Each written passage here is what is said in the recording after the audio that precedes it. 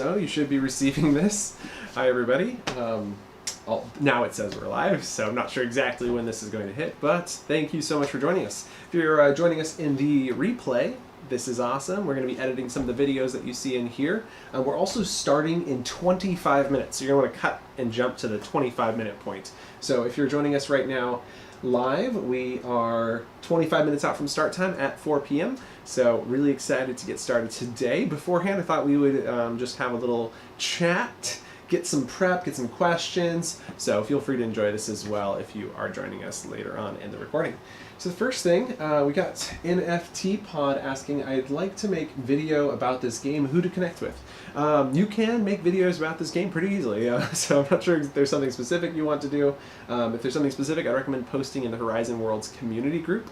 So I'll go and post a link to that right now. That's facebook.com/group/Horizon Worlds. So Command T, Facebook/groups, Command A, Command C, and Command V. There you go. So I'd recommend posting in that community group to find other people who are interested in making movie, video, whatever you're looking to do. In terms of actually recording, the way it's done is from inside your headset. You can open up your Oculus menu and there's a button to start recording, so you can try that out. I believe we might even have a video on it. I'm trying to remember. Yeah, I think we do. Let me give me 1 second. I can find that. It's Studio. But yeah, so we've got a video on how to record in headset. Pretty valuable. And actually, I can't get there right now. If I remember, I will get a link to it later. In the meantime, if you guys have questions, thank you guys so much all for joining us. We got 7 people already here. Great to have you guys in the stream. We have a poll going on to determine what we're going to be working on first. So far, we've got 75% of people voting on selecting random player. Ooh, 80% just went up. Nice vote. And nobody's voted for easily iterate through list, probably because you don't know how powerful it is. And I'll tell you about that in a second. But it's actually a relatively easy one, so I don't mind when we do it. It's probably only take about 5 minutes. And leaving your suggestions. Please do leave your suggestions and your guys' ideas. A-Rod asks, are you contracted by Meta? No, well, not for this. I do this for free. Hi, Lindsay. Thanks. Great to have you here. Galactic Victoria, to those who don't know, Lindsay. So great to have you. I do help make some of the tutorials. I'm not like the primary person who makes tutorials, but I help make the tutorials on the Meta Horizon Worlds YouTube channel. So in a way, yes, I am contracted, but not for this project. Vidyuu tutorials is all by myself and our huge team over here at Vidyuu. Huge shout out to some of the awesome members over here helping make this possible, including our newest member. If you are open to this, check out Nalia. 2 days old? Meet our 2-day-old little girl. I'm not sure how well you can see her, but she's super sweet, taking a little nap right now. And we're super excited to welcome Nalia into the Vidyuu family over here. And KO, you want to come by and say hi? She's like, no, I just gave birth, please, give me another week. But yeah, so super strong mother over here. Come on, you can say hi. And we're very excited. So apologies for any longer than usual response times for the last week. We've been in the hospital for about 3 days. So just getting back and excited to be here live. I'm going to pass her back to you. Yep, that's how we do in the husband world / father world. But yeah, everything looks good over here. We do got to get set up, so feel free to keep commenting your questions down below, anything you guys would like to. And thank you guys so much. Please feel free to comment whatever questions you'd like to have answered today. We'll try to get to as many as we can. And then I'm going to do another poll. So this is a great poll to get us started. And then we're going to do another poll for everything you guys are asking right now. So, thanks guys. So yeah, very, very exciting, and looking forward to the stream today. There's some really good stuff. So to tell you a little bit about the 2 that we've got in the poll and what you're voting on, selecting random player like The Village is based off of The Village by Euphoria. Myself and Merc and quite a few others helped to make the world. And so I did almost 90% of the scripting, although Euphoria's probably gone in and changed a lot. So he's really leveled up since we worked together about a year ago on it. And The Village has this really cool feature where it selects one player to be the person who is it. And I'd like to show you how we did that today. And so basically the way it works is you start by creating a list of, I probably should save this for when we actually start like recording the video. But actually, speaking of recording, yeah, no, we're good. I was like, do I need to start recording on the computer? Not yet. But you create a list of all the players who are in your world. And in the village specifically, we use a trigger. So normally you do when player enters world, add to list, when player exit worlds, remove from list. But in the case of the village, we have a trigger that says when trigger is entered, add to list, when trigger is exited, remove from list. So that makes it so there's a spawn area. And so maybe we'll go through that method today, and I'll discuss how you could use world enter. So that way there's an option to like join the team or not. And then we go through and say, choose random. You just get random number between 0 and length of list. I know I make it sound easier than it is, so I'll try to break it down for you guys today so anyone can do it. And yeah. The other one that's really powerful, and the reason I think you're going to be very interested to try it out, is easily iterating through a list. So if you've ever iterated through a list as of now, it's been really difficult, and the way I've taught it previously was really difficult, but the way I do it today is a lot different than the way I used to do it, which is why I really want to make this video. And so for those who haven't seen some of our streams and some of our most recent videos, we're going to try to do this every Sunday at 4 p.m. We'll see. Family and everything working well. But the goal is every Sunday at 4 p.m. I'm going to record for a couple hours where we make videos out of this content, and then we'll edit them and post them to the channel later. And so when I talk about this as a video, I know it's a live stream, but I'm planning to have this as an actual piece that we, anyway, so pretty exciting. And then the way the easily iterate through list works is relatively simple. If you've worked with lists, this might just like click and you'll be like, wow, I gotta go do that right now. And so when I figured this out, it was just that insane. And so the way it works is you make an iterator list. So normally we make an iterator number variable and then we just add 1 to it until we get to the end of the list. But in the case of this, what you do is you say while the length of the list is greater than 0, you can then remove item 0 from that list and interact with item 0. So I'll show you how that works. Maybe there's a way we can tie it into the player, randomly selecting a player. I think that might be a good way to demonstrate this actually, and kind of just marry the two together. Weird word. All right, so what other questions you got? Do you see this becoming the Oasis? I think I'm here because I like the idea of the Oasis. I prefer Sword Art Online. I don't know if you can see my swords up there. I am a huge SAO fan. Oasis is great. I've watched it a few times. Excuse me, what's the name of that? It's Ready Player One. So that's a great movie. Do I think Horizon will be like the Oasis? I'd actually like to envision that Horizon is just a corner of the Oasis, or our metaverse, as you might call it. And in my future vision, what I'd love to see happen is we have our amazing community. It's a creator community, kind of like the Minecraft community, where you can like build anything, and there's just lots of variations, and it's an amazing space. You definitely want to be a part of it, right? Like most of the world has played Minecraft, well, if you're young. And the thing that I think that this has is that kind of opportunity to kind of be that space, but way bigger, right? So there's a lot you can do in Horizon that goes far beyond what's possible in Minecraft. And so, but you also don't have to be a player of Minecraft to enjoy video games, right? So there's other video games you might play online that are creative and allow you to build and make your own spaces. I think Roblox is one. I've never played it, but I've heard a lot of people talk about it. And so you might imagine there's a Roblox corner of the metaverse, but the thing is that I think that'll be important here is the ability to take your avatar and some of your things with you.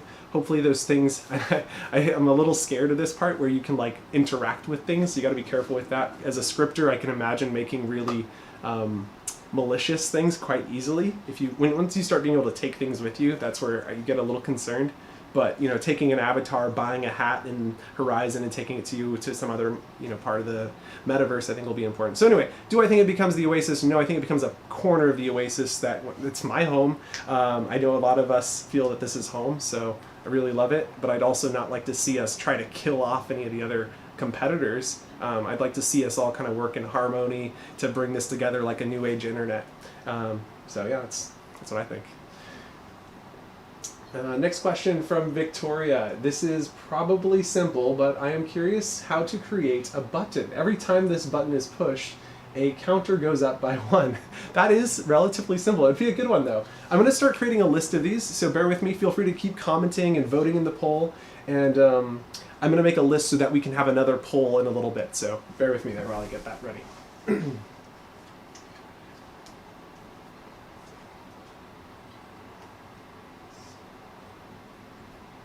to figure out how to make a list. Okay, list, and we're calling these poll options. Galactic's request was button counts up by 1. And Victoria, do you think, and please let me know what you think of this, would you like it to also count each player one time, or just every time you press it, it goes up by 1? So you could think of this kind of like the flower picker in reverse, right? Where rather than grabbing, you're pressing. I guess that's what you call cookie clicker, right? And so is that what you're thinking, where it's a player just pressing a button as fast as they can to get counts upward? Or do you want it to be kind of like a limited, like you can only press it once per 5 seconds and then there's a timer? Like, we could take this pretty far. If you could just elaborate a little bit, that would be great. And maybe we'll have like a second tier. So we'll do like button pressing level 1 and level 2. James has a question. I've got a question. Let's say I'm trying to make a remote control RGB light. Button 1 and 2 should move between R, G, and B unless the trigger is L, and then 1 increases or decreases select.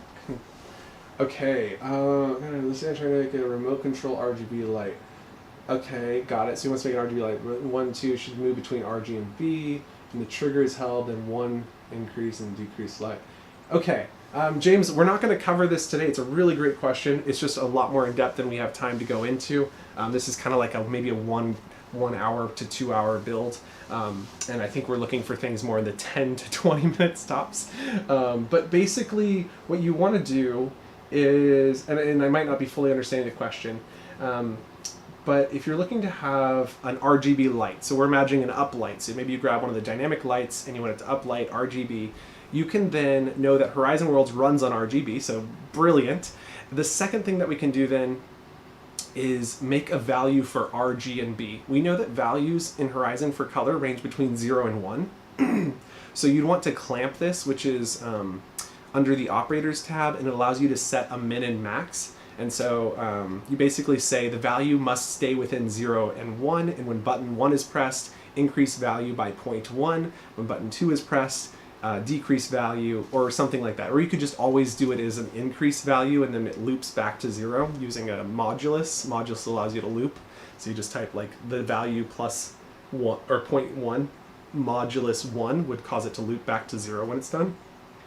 And so that would be a way to kind of combine those together.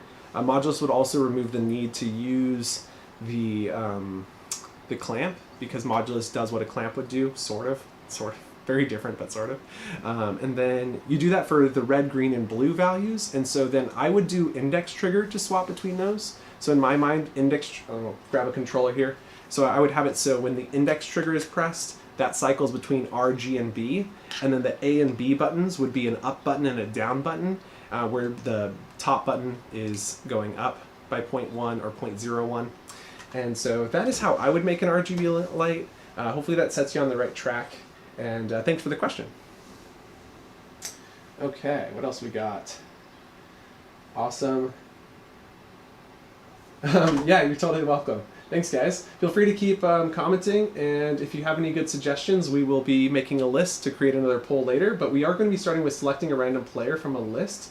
And yeah, cool stuff. Cool stuff.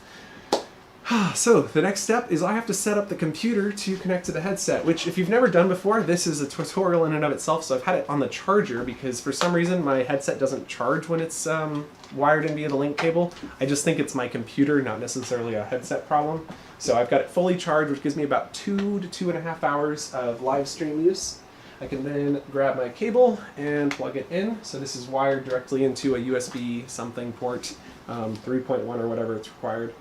Now I'm going to power it on, and I did a ton of other setup on this, so like this is really just minorly going over the details.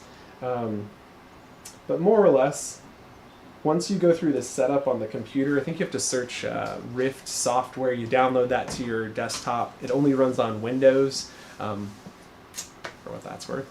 And then once you have that set up, you'll just follow the prompts.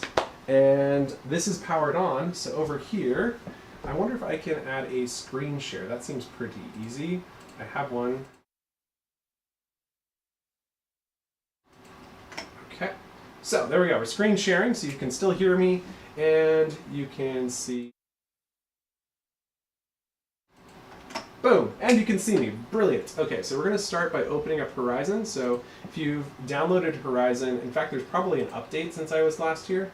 So I'm going to have to update, which I do through this Oculus app. So this is what the Rift software downloads, is this Oculus app.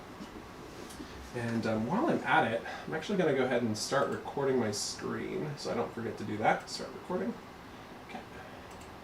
All right, and then we're going to go to Library, where I can click Start and click Update. Fantastic. There we go. So now that the app is updating, we'll be able to run that very soon. I hope that didn't look too terrible. Ah, Triple Helix. Great to have you. Back? I don't know. Let's see. Yolanda says, can I take creations from one room to another? Yes, you can using the asset tool, but not in a published room. So in a editable version, you can. I'd love to see a day when you can bring things with you. I don't think it's coming soon. My big concern with bringing things with you is, say you made a flashlight. Flashlights could be very harmless. They could be very cool to take with you so you can see in the dark.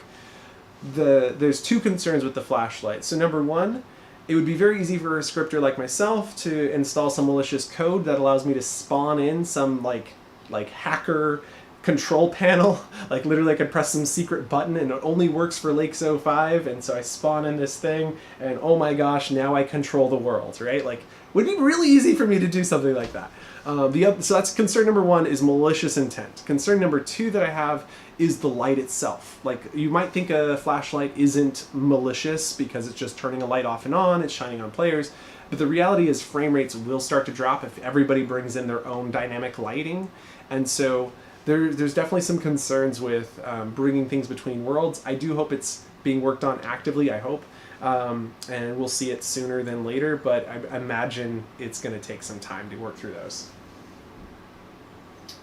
All right, Lindsay says, I'm thinking about a world where anyone can press of this button. Maybe there could be a scoreboard with most button presses by player. Sounds nice. All right, so the next step, you guys, over here, we hit the start button and it says your headset is connected via Quest Link. Hardware issue. Okay, this does happen. I don't know why. We'll figure it out. So I plug this on my head. Oh, I forgot to log in. Yeah, that's a thing. So don't forget to do that. Type in your code. Y'all just saw mine. Oopsie daisy. But I don't care.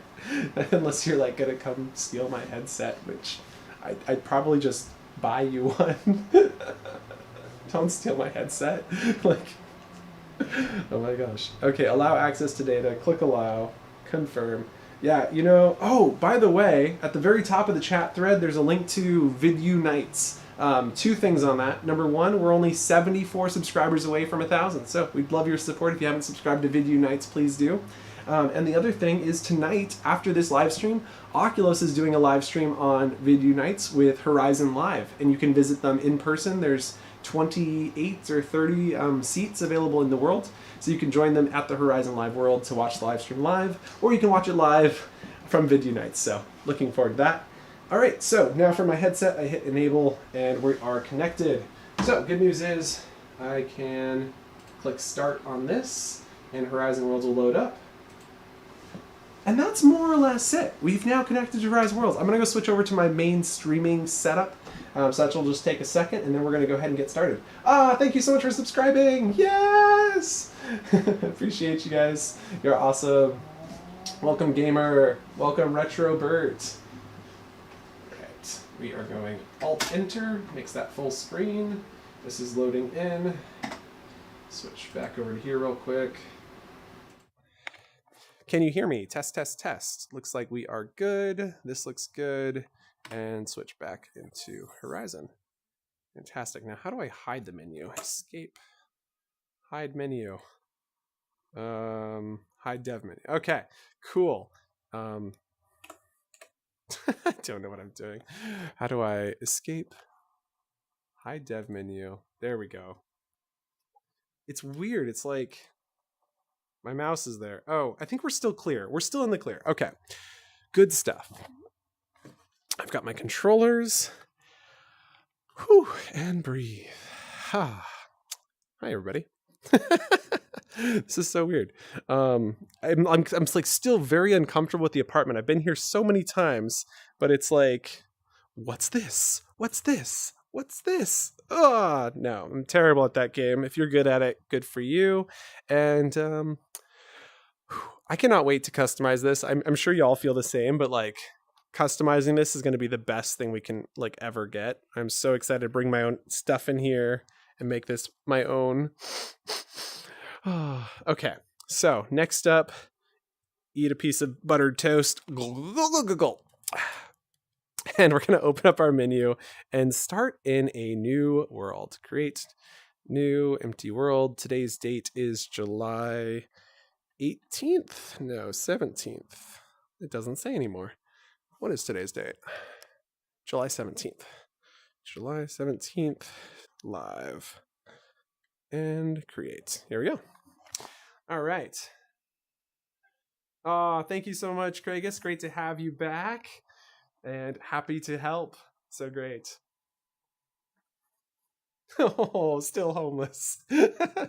You can get your box. I think you already did, but you know, get your box.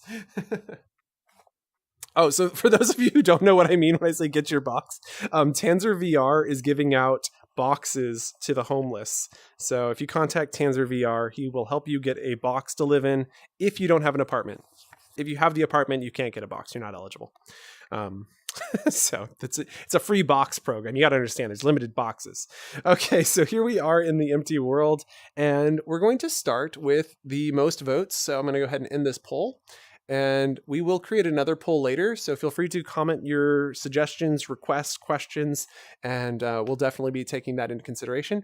But the first thing we want to start with, and I got to figure out how I'm going to breathe. I can literally do this before every video. You just don't see it because we cut it out.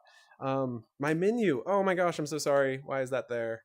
Hide dev menu. How did that open? What did I do wrong? Don't know what I did wrong. But I think we're good. Okay. Sorry about that, you guys. I'm so sorry. And breathe again. So my thumbs are smiling. My arms are stretched. I'm facing the camera. Looks good. Right arm on, left arm. So we're going to start with Murder Village. Hey everybody, today we are looking at something really quite special. We're going to be building a player list and then selecting one player to be selected for something. So this is a piece of a game mechanic. We're not going to teach like a full game mechanic, but an example of this being in use is in The Village by Euphoria. And so in The Village, one user is selected to be the killer, or I think the tagger. they changed the name. It used to be Murder Village for those of you keeping track. And so anyway, in this awesome world, you get selected and then you get teleported. And so we want to define how do we select someone and what are all the kind of like steps to make that work. And so it's actually relatively simple. We're going to start by heading into build mode.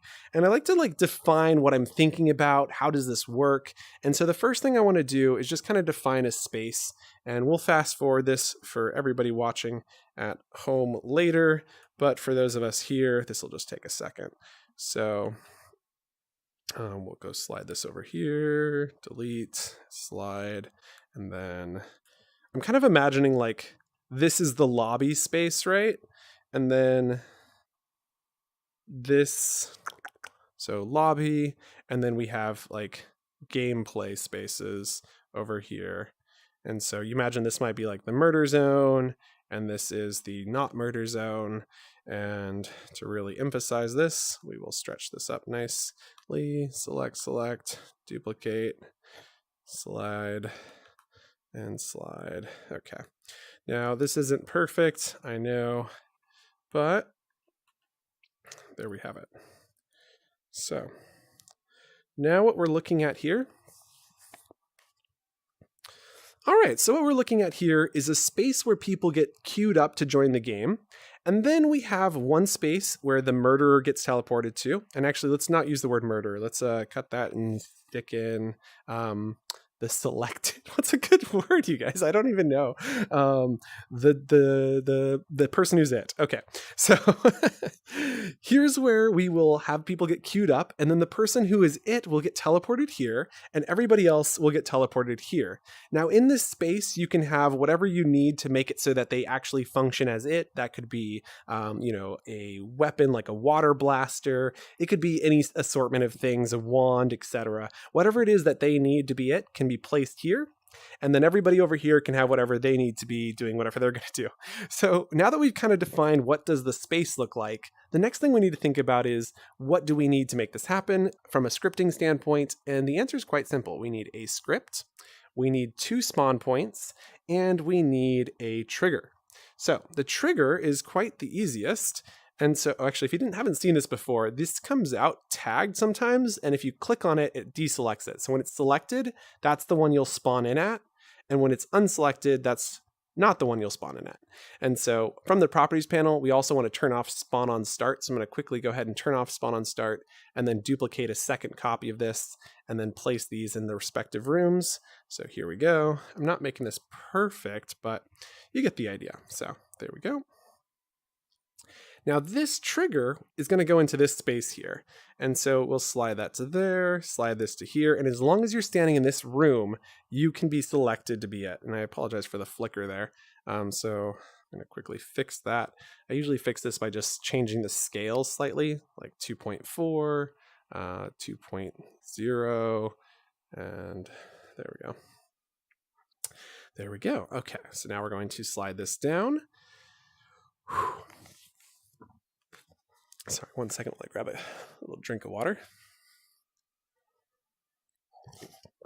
For anybody wondering, really funny, in one of my streams I was like, I'm not drinking water, this is so terrible, or whatever I said. And my mom watched it. First of all, she thought she was in the live stream watching it. It was a replay, which was hysterical. She was commenting live and I was getting pings on my phone that she was commenting. I was just laughing. She's like, we can't hear you. And I'm like, and then she thought I was responding to her because other people had said that in the chat. Super funny. So anyway, now I'm drinking water. Good job. She also told me to drink water just in case you were curious. All right, so we've got this awesome trigger here, and hi mom if you're watching. So now that we have this trigger that defines the space that you need to be in to get selected, we now need a trigger to keep track. We now need a script that'll keep track of who's in the trigger. This is actually pretty easy to do. If you haven't done this before, no worries. I'm going to walk you through it pretty straightforward and easy. The first thing we're going to do is name this script, which is going to be called select them. Sure, this is a fine name. So we've got select them, and we're going to start on our variables tab. I'd like to define what are the variables we're going to need. So we'll click a new variable, and the first thing we need to do is create a player list. So player is the type, and list is selected, so it's a list of players, and we'll call these plids in trigger. And then now that we've got the plids and trigger, we'll click confirm. We're also going to need to cycle through these players. And to do that, we're going to create another new variable, which is going to be identical, but it's going to be a list. So it's going to be identical, including list will be selected. And then the only thing that's different is the name. And this one will be called iterator plids. So I'm going to actually call it, we're going to spell it all out. Iterator plids. Okay. So these iterator player IDs will allow us to cycle through this plids in the trigger without having to worry about updating this. Okay, that doesn't make sense. Let's see if I can word that better. So with this we'll come back to this later. Don't worry about this. We will. I got a new reward for my home. Oh no. Can you guys see that? I assume you can. Oh no, you can't. Oh, maybe you can. I don't know. Anyway.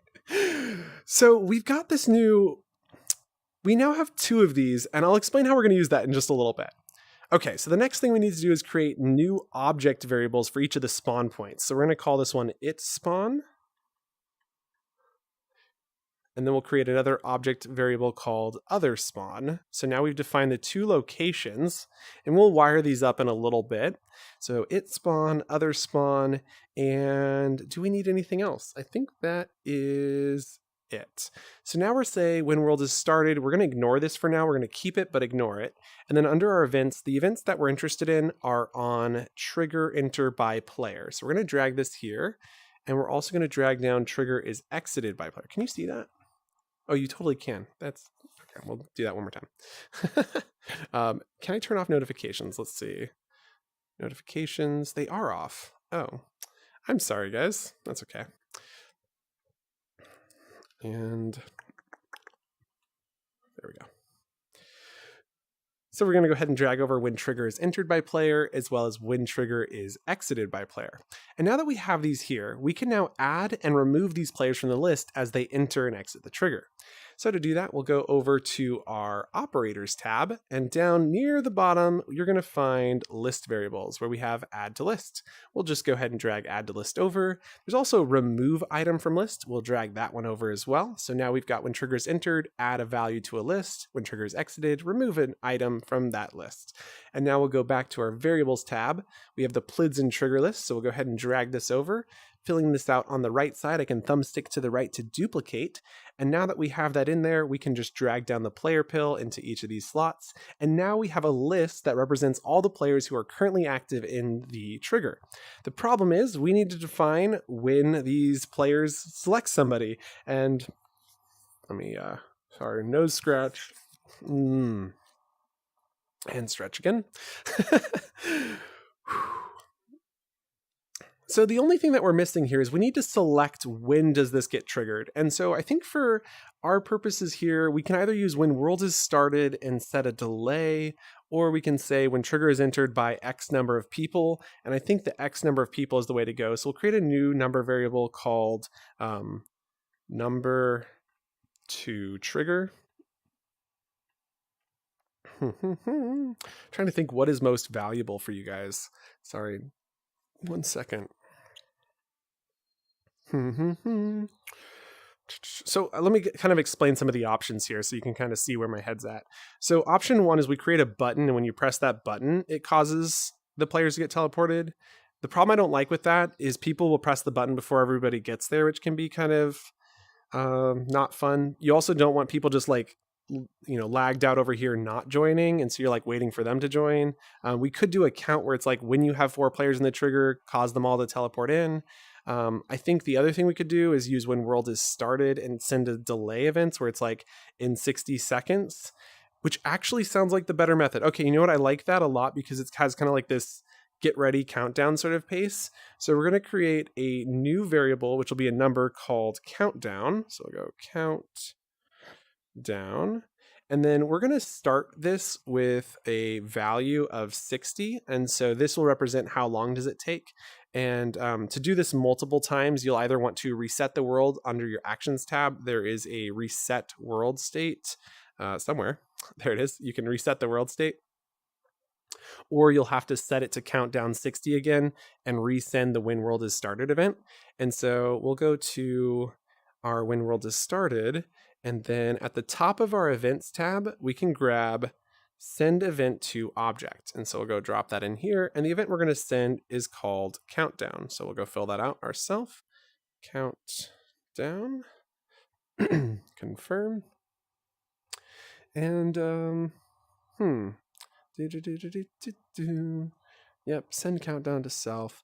I'm kind of thinking I'd like to make this as like, I'm trying not to go too far because it's really easy for me to make things really complex. So I'm trying to hold back because I'm like, we could put a number value in here, but let's not do that. Okay, so when world has started, we've sent countdown to self. And then down over here, we can say when event countdown is received. And since we've already filled it out up here, we can now select it from the dropdown. And now when countdown is received, we're going to want to continue counting. And to do that, we'll send another event. So we'll send event with delay. And this event will also be countdown, and we send that after 1 second. And then we need to subtract 1 from our value. So over here on our values tab, we can grab the set to, which will drop under countdown. And what are we setting? We're setting the countdown variable. And then we're going to set that to be -1. So at the top of our operators, you're going to find a minus symbol under basic operations. We'll drag that over to the right, placing that in the value slot. So we say countdown, and then I'm going to use that thumbstick to the right trick here to value that in. And then this 1, I'm going to also duplicate up here to get it up here. So now it's countdown -1. You can also get these values from your variables tab by dragging it over, or from the values tab by dragging in a number input. Excuse me, let me do that one more time. And from the values tab, or from the values tab under number input. All right, so now that we've got this set up to count down, we also want to display it as a text on the back wall so that you know how long you've got to get into this trigger. And we want this to only send this loop when there is time left. And so what we're going to do is back on our events tab, we're going to say if, and drop that down here below this. And then we're going to go to our operators tab where you can find the equal symbol at the very top. And then we place this into the if. And so what we want to say is when the countdown is equal to 1, yep, when the countdown equals 1, we want to stop. So countdown equals 1, else, I think I've actually got this 0. Sorry, I'm going to redo this. We're going to step back a few frames. So what we're going to do is head to the top of our operators tab, and we're going to grab the not equal symbol, dropping that into the if, and then we're going to say, as long as the countdown doesn't equal 0, we will continue looping. So we'll go ahead and type in 0 here. So countdown doesn't equal 0, then we can indent this send countdown event into the if. So now if the countdown doesn't equal 0, we'll send countdown to self after 1 second. So it's going to start at 60 and continue down until it reaches 0. And this will just display that on a text object. So we'll go to our variables tab, create a new object variable, and this will be called text object. There we go. Click confirm. And we're going to go to our actions tab and grab display text, placing that over here underneath the countdown. And then back on our values tab, you're going to find variable as string, which allows us to convert a number into a string value. And so then we can drag this countdown variable into here. And this is not displaying on self. It will actually display on the text object. So we'll make sure to drag that and replace self. Fantastic. Okay, so it's very important that we start testing these things early on to make sure it's working. Usually you want to test stuff very early and often so you can find where you make small mistakes. Like I could have easily forgotten to replace that. I almost did actually. So we're going to go and close this out, open up our trigger here. And if you press forward and hold, it'll bring it to you. There we go. And it is currently enabled. It's triggering on players. And we're going to drop down and select the script we want to attach, which is the select them script. Now we need a text object, which I haven't brought out yet. So let's go ahead and bring out a text object. And just to kind of figure out what the scale is going to be, we're going to turn autofit off. We're going to type in the number 60, click enter. And that looks pretty good. Now we can scale this up. We're going to make sure this is very big so everybody knows what's happening in this room. And then the other thing we're going to do is grab a color of red, maybe a dark red. There you go. So you really feel the intensity burning as you're getting closer and closer to this time. So we'll go ahead and slide that in. Perfect. Open up the properties panel. Try that again. Oh, it's really small. There we go. And we've got our text properties panel. If you didn't see how I scaled that, it was just by that same pressing and holding forward technique. Now we're going to grab the text pill here and drag that over into text object. We've now filled it out. And look at it's actually already working. Wow, that was fast. So yeah, you can see this literally wants to work from the get-go. So very nice. There is one small problem that I'm seeing, which is that it starts at 59 and I'd like it to start at 60. So if I type in 61, it will start at 60. Very nice.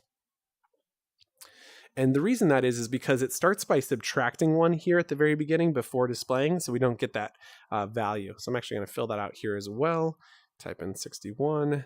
And then if you do change a value here to make sure it updates over here on our trigger, you want to click this X button. So like if I typed in 60, it will start at 59 again. But if I clear this out, it'll reset it to whatever the script default is. So very nice. Okay. So now that we've got a countdown that works, when this countdown is done, that's when we want to start the selecting player. And so I try to think about things in chronological order when I'm building a script. So we know when world has started, we want to start a countdown. Now we're imagining players have now entered the trigger, maybe somebody's exited the trigger. But the next thing we want to do after all of this is we want to select a player. So under our events tab, we're going to go grab when event is received. And we're going to drop down and create a custom event name. And we're going to call this select player. All right, select player, click confirm. And now when select player is received, this is when we're going to do the things, but when is this going to happen? It's going to happen when the countdown does equal 0. So if we go over to our control, we can grab else. And so if it doesn't equal 0, it continues sending countdown. When it does equal 0, it will send a different event. So we'll go ahead and grab,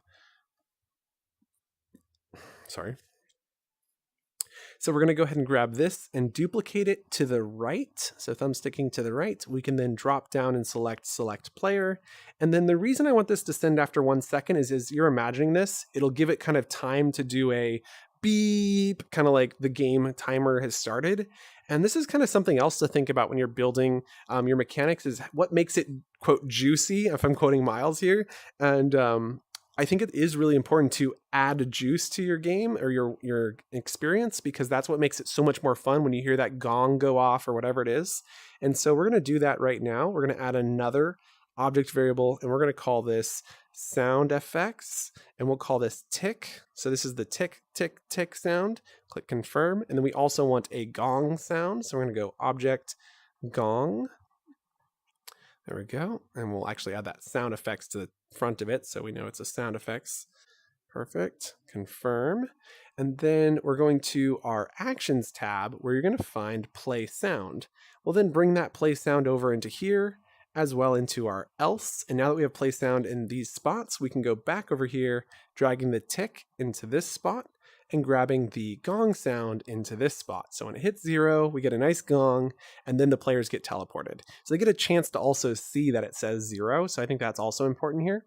So now select player comes on after 1 second. And when select player is received, this is where we want to cause the players to get teleported out.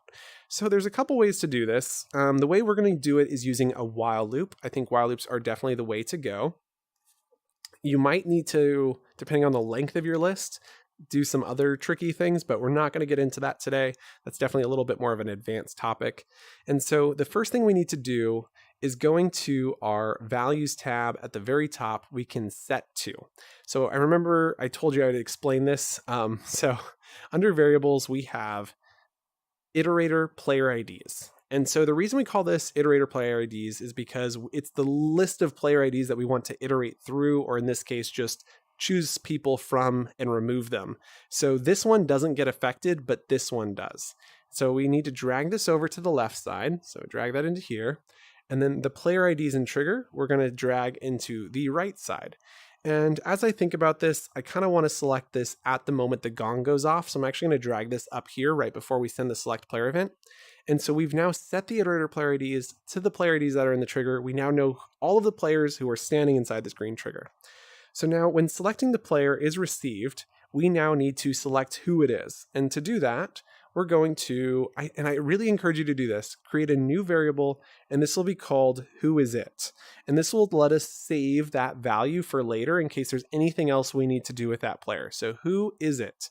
Click confirm. Under our values tab, we can grab set to.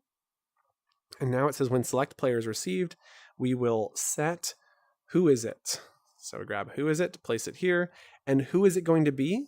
This is done by going to the operators tab. Back under our list options, you're going to see there's an option for get item from list. There it is, get item from list. Drag that into here, and now you'll notice that it needs a number and the list. Now we know the list that we're using is the iterator player IDs, so I'm going to thumbstick that to the right here. So we know that we're getting some player from the iterator player IDs. The number value, if we go back to our operators tab and scroll up, is going to be a random value. So we have two options, random number with decimals and random number. Random number with decimals will not work because it has a decimal and these values are whole numbers, which is where random number comes in. This really should say random integer. So if we grab the random number, this will give us a value between 0 and 0 currently. But if we set it to 0 and 2, this will return a value of 0 or 1 because it does not include the top value. It only includes, so it's like random integer between 0 and 2 is 0 or 1. I don't know any better way to explain it than that. So we're going to go ahead and delete 2 out of here and then back down under lists. So we're going to see length of list right here. Now, length of list is going to give us the length of the iterator player ID list.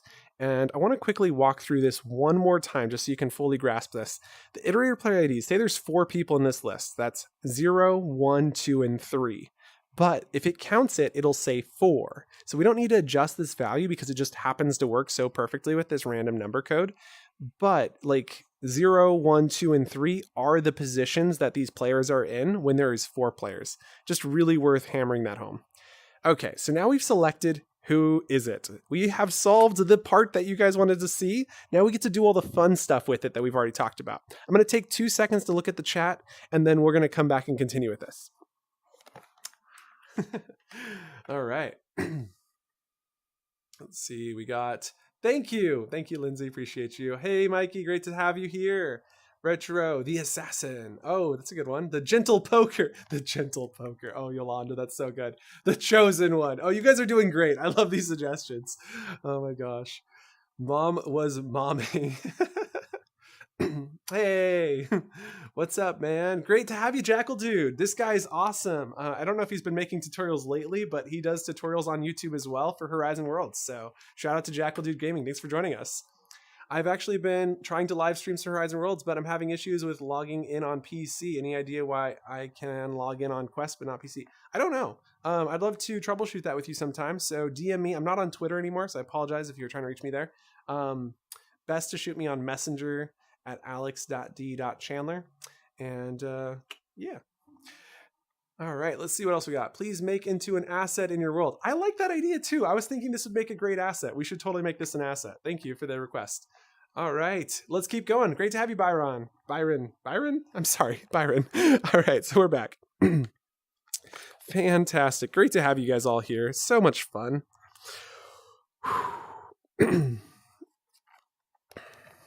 Okay. And stretch. And stretch. We've done it. We've selected who is it. We know who they are. But what do we do with that, right? Like, okay, we selected one person from a list, but now it needs to do something.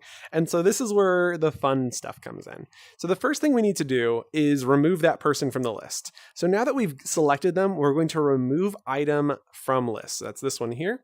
Drag that under who is it. We can then remove who is it. So you drag that and thumbstick to the right to duplicate. And what list is it? It is the iterator plids list. So we'll thumbstick to the right there, duplicate it. If you accidentally bring it down, no biggie. You can always go back the other way and do it that same thing. Or you can always head back to your variables tab to bring it over. Okay, so we've removed who is it from the list, which means this list now only contains the players who are going to be teleported there, right? So we've got teleporters going to be teleported over. We got the one person, that's it. It's going to be teleported over there, and everybody else is going there. We've already separated them into 2 different categories, so that's great. And now that we've removed them from the list, I think at this point is a good time to respawn them as well. So over here on our motion tab, if we scroll down to player motion, we have respawn player, which we're going to drag right under who is it. We're then respawning that player. So who is it? It is, who is it?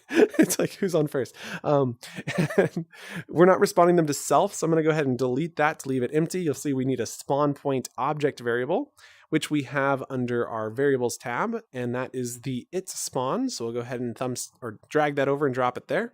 And now we have teleported the person who's it to their location. The other people, we're going to teleport using a while loop.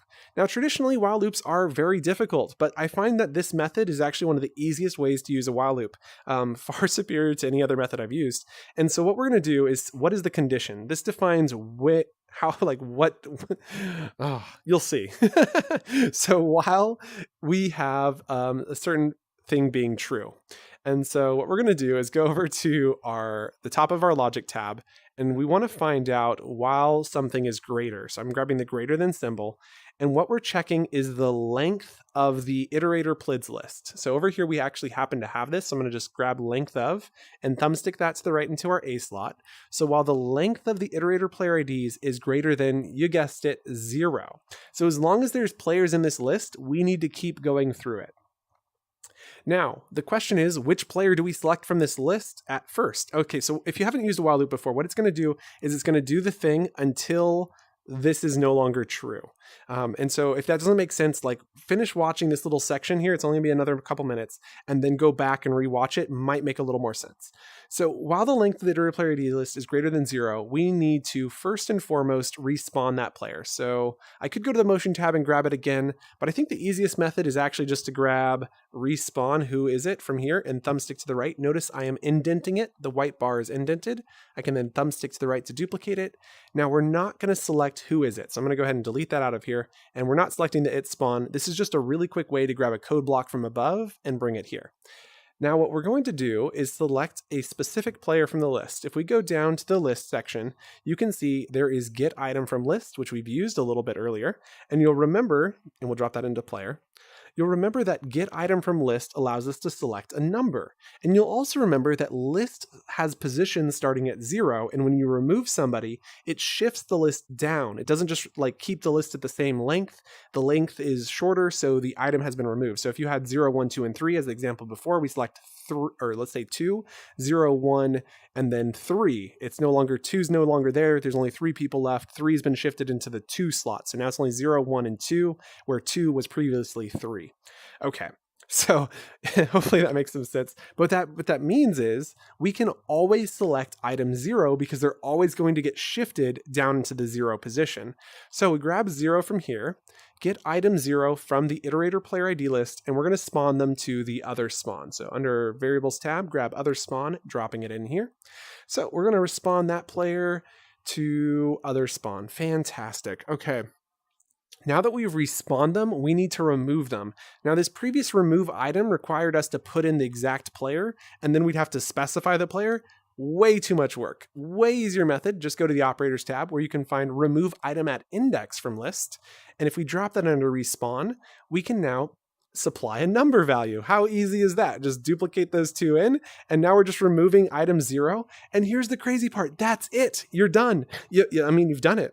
My legs are crossed. We're done. I can't believe it. I mean, it really is. It's quite simply that simple. So what's happening here is it goes through the first time and it selects the first person at iterator 0. And then it goes through a second time and it selects the next person. And then it selects the next person and it selects the next person. And so this is really, really quite fantastic. Let's go ahead and try it out and make sure it works. I'm trying to see if there's anything else we needed to do, but we're done.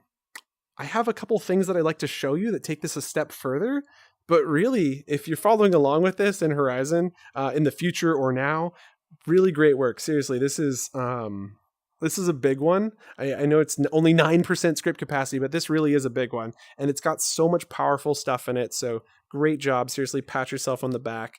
Fantastic work. Oh, 3 seconds. Go, go, go, go, go, go, go, go.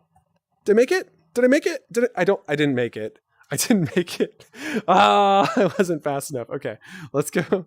Stop the world, clear, and hit play. Okay, we have 60 seconds, you guys. That, you know what 60 seconds is? 55 seconds? That is enough time for a water break.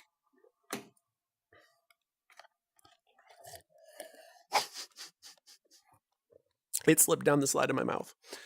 Oh, but it's so refreshing. 40 seconds. That's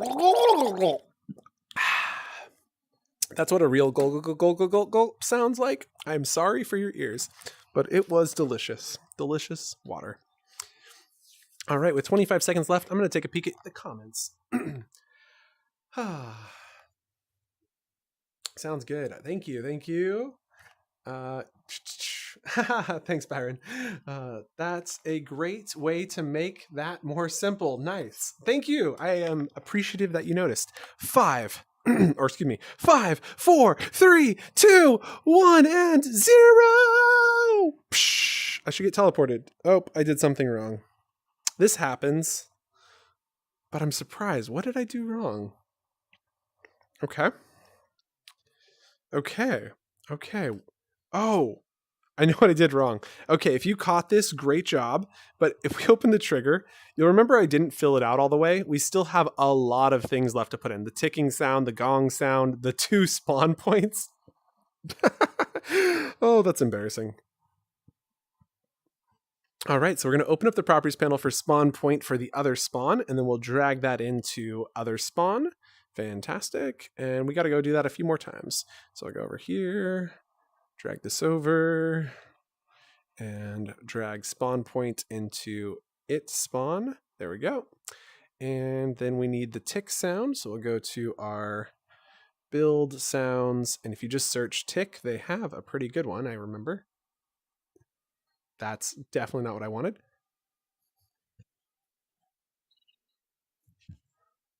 You know, I kind of like the kick drum. It's definitely different, but it sounds nice. Okay, so kick drum for our tick sound. Nice. And we're not going to make it global. The distance is way too low. There we go. Oh, it's already working. Nice. Okay, we'll go ahead and place this over here so you kind of get this kind of intense sound. And then we need a gong, which I believe they have a gong in here. Gong. There it is. Nice. Perfect. Open up that properties panel again. Where'd it go? There it is. Okay, and gong sound goes into here. There we go.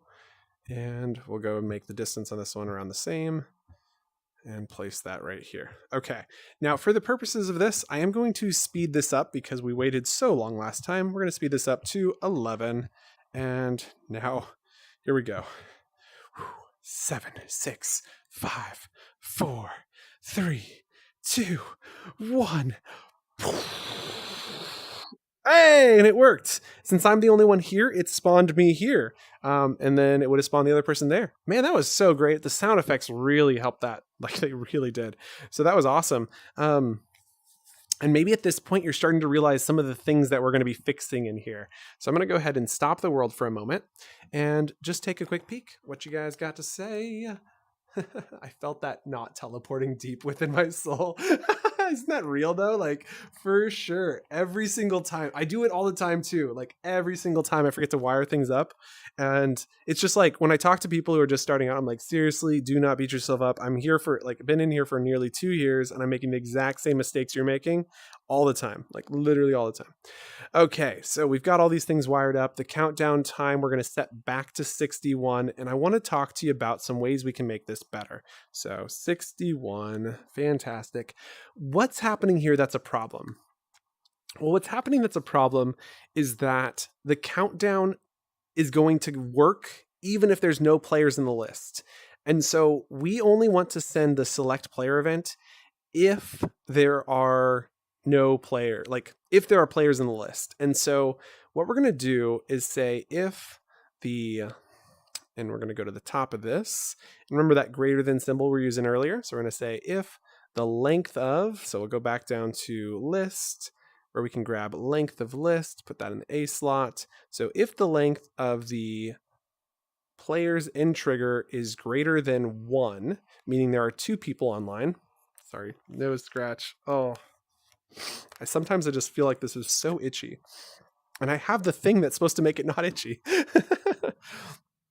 Okay, so if the length of the players in the trigger is greater than 1, meaning there has to be at least 2 players in the trigger, then we do the things. Because you can't really play a game without 2 people, so I know there's only 1 of me here, but this is how we're going to set it up. You're going to have to trust me that it works.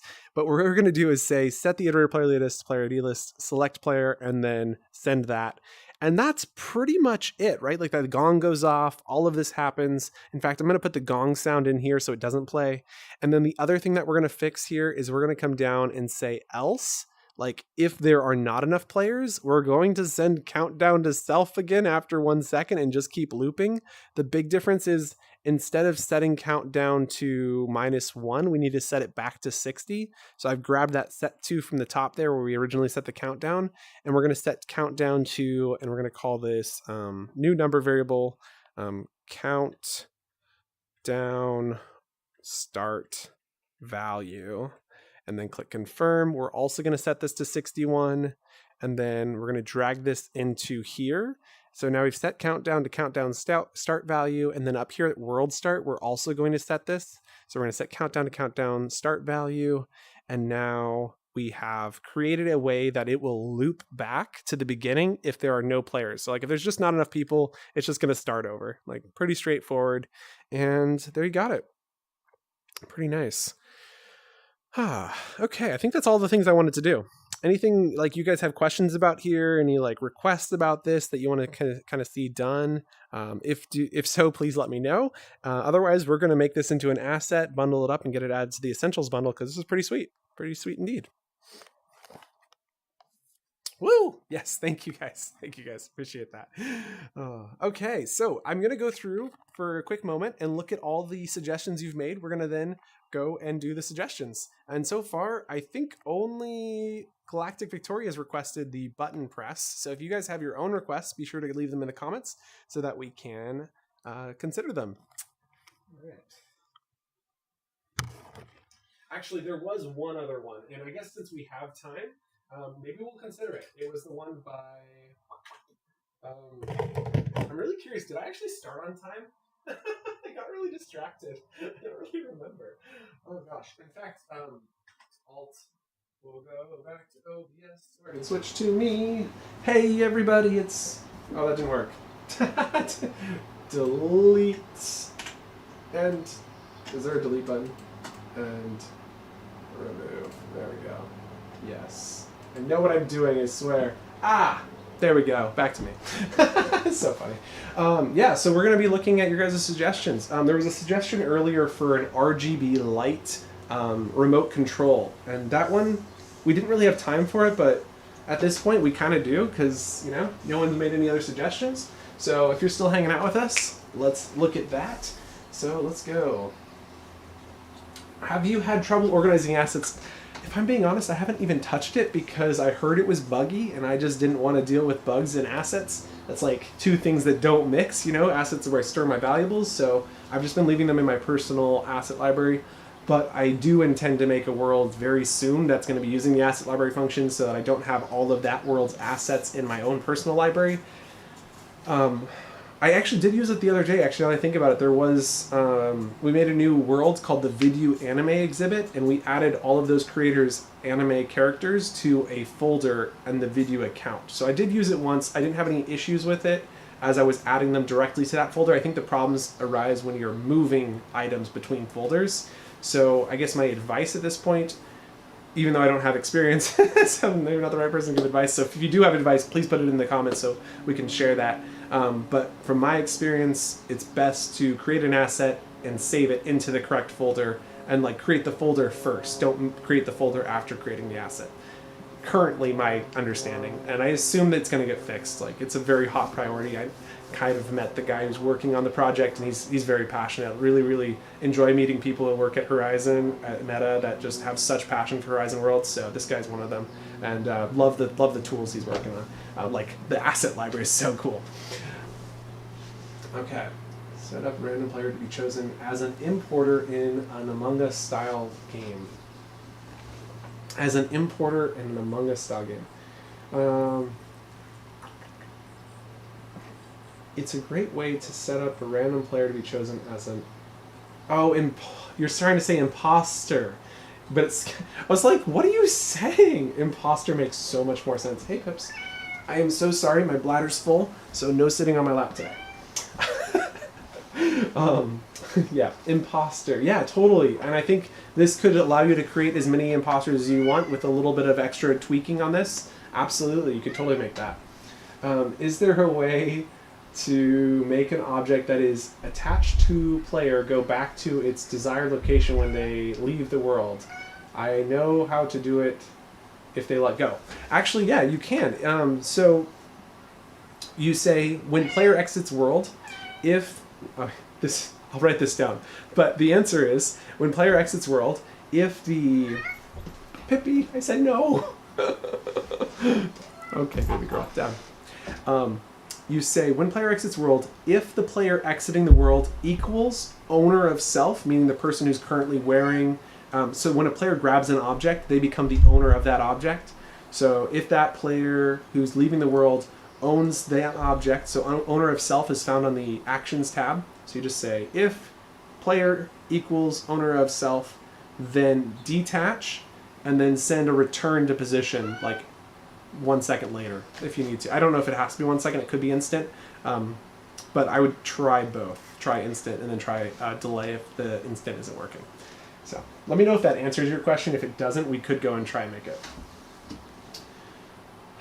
Okay. Dun, dun, dun. I can't get the folders to work at all. Really? Oh, that's strange. I don't know then. Maybe we'll take a look at folders. Yeah, that's a good one. Let me go write these down again. Like I said, I gotta write these down. So asset folders.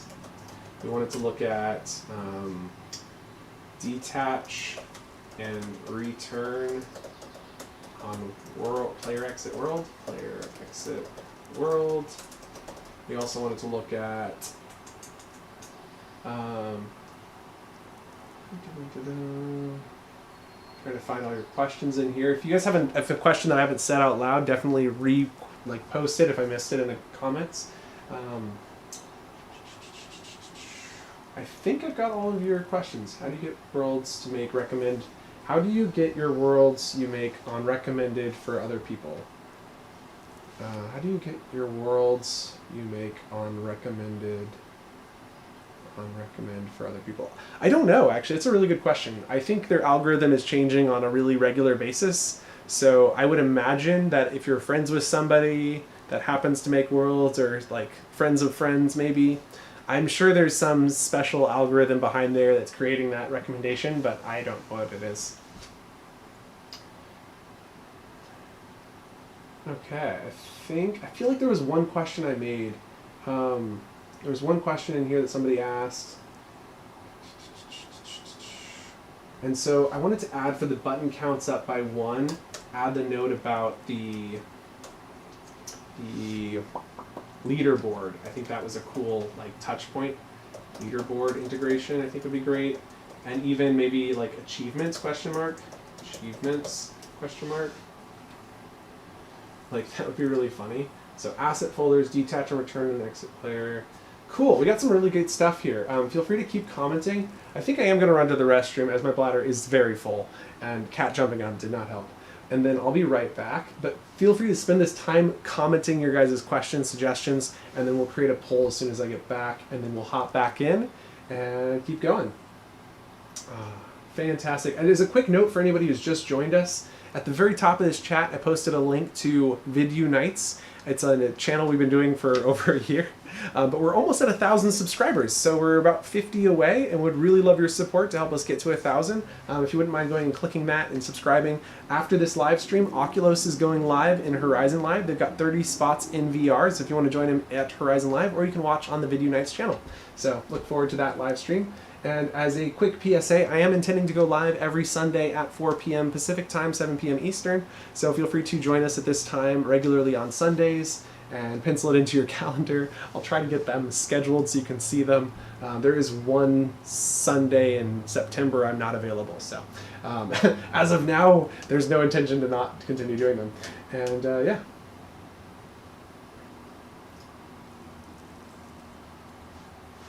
Oh, yeah. Yeah, definitely keep commenting. Tell us about your talent show map in the comments. That'd be great.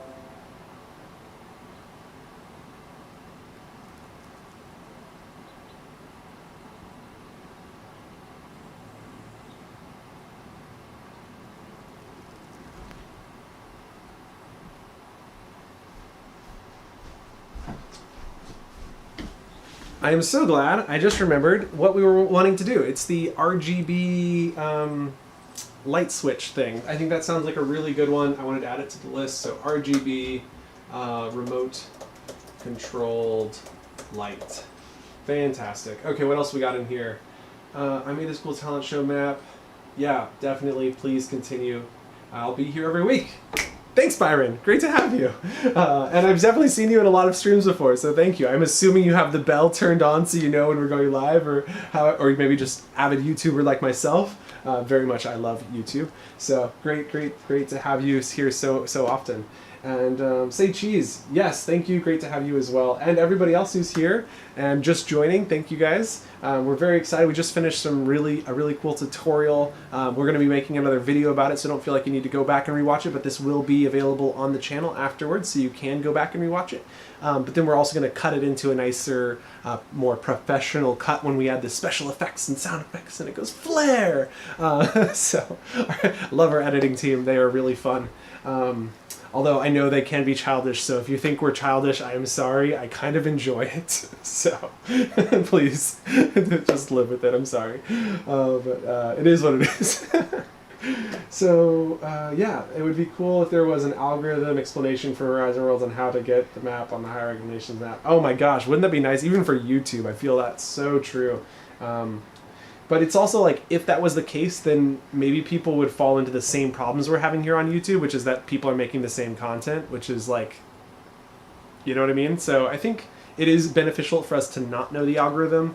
And algorithms kind of scare me, right? Because it's like, is that algorithm actually for the best? Like, some of the questions I have is like, are we making good decisions for like the future of humanity? Because the things that we do with these algorithms literally shape our world around us. And it's kind of scary. So I definitely think algorithms are cool, but I also cautiously optimistic. Cautiously optimistic. Okay, can you do inverted objects? I don't actually know how to do inverted objects, and if I'm being honest, I don't have any interest in trying them out. I want them to have an official support for inverted shapes before I touch it, because if you've been around Horizon as long as I have, in the last 2 years they have broken inverted shapes on purpose at least a dozen times. Every time someone finds a new way to do inverted shapes, they remove that ability. And so the reason I haven't ever touched it is because literally a week or two later it would get broken. And I know the current method hasn't been broken. I'm pretty confident if I made a video on it, they would break it like that week, because they'd realize how people are doing it. They probably just don't know how people are doing it right now.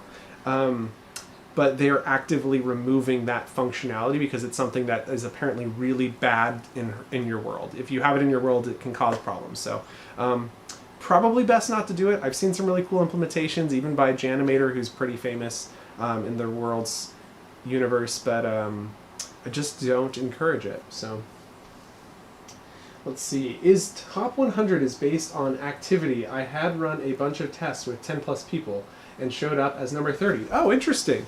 That is a great insight, Byron. So he's saying that if you have, you know, a large number of people hanging out in your world for a long period of time, you'll get into the top 100.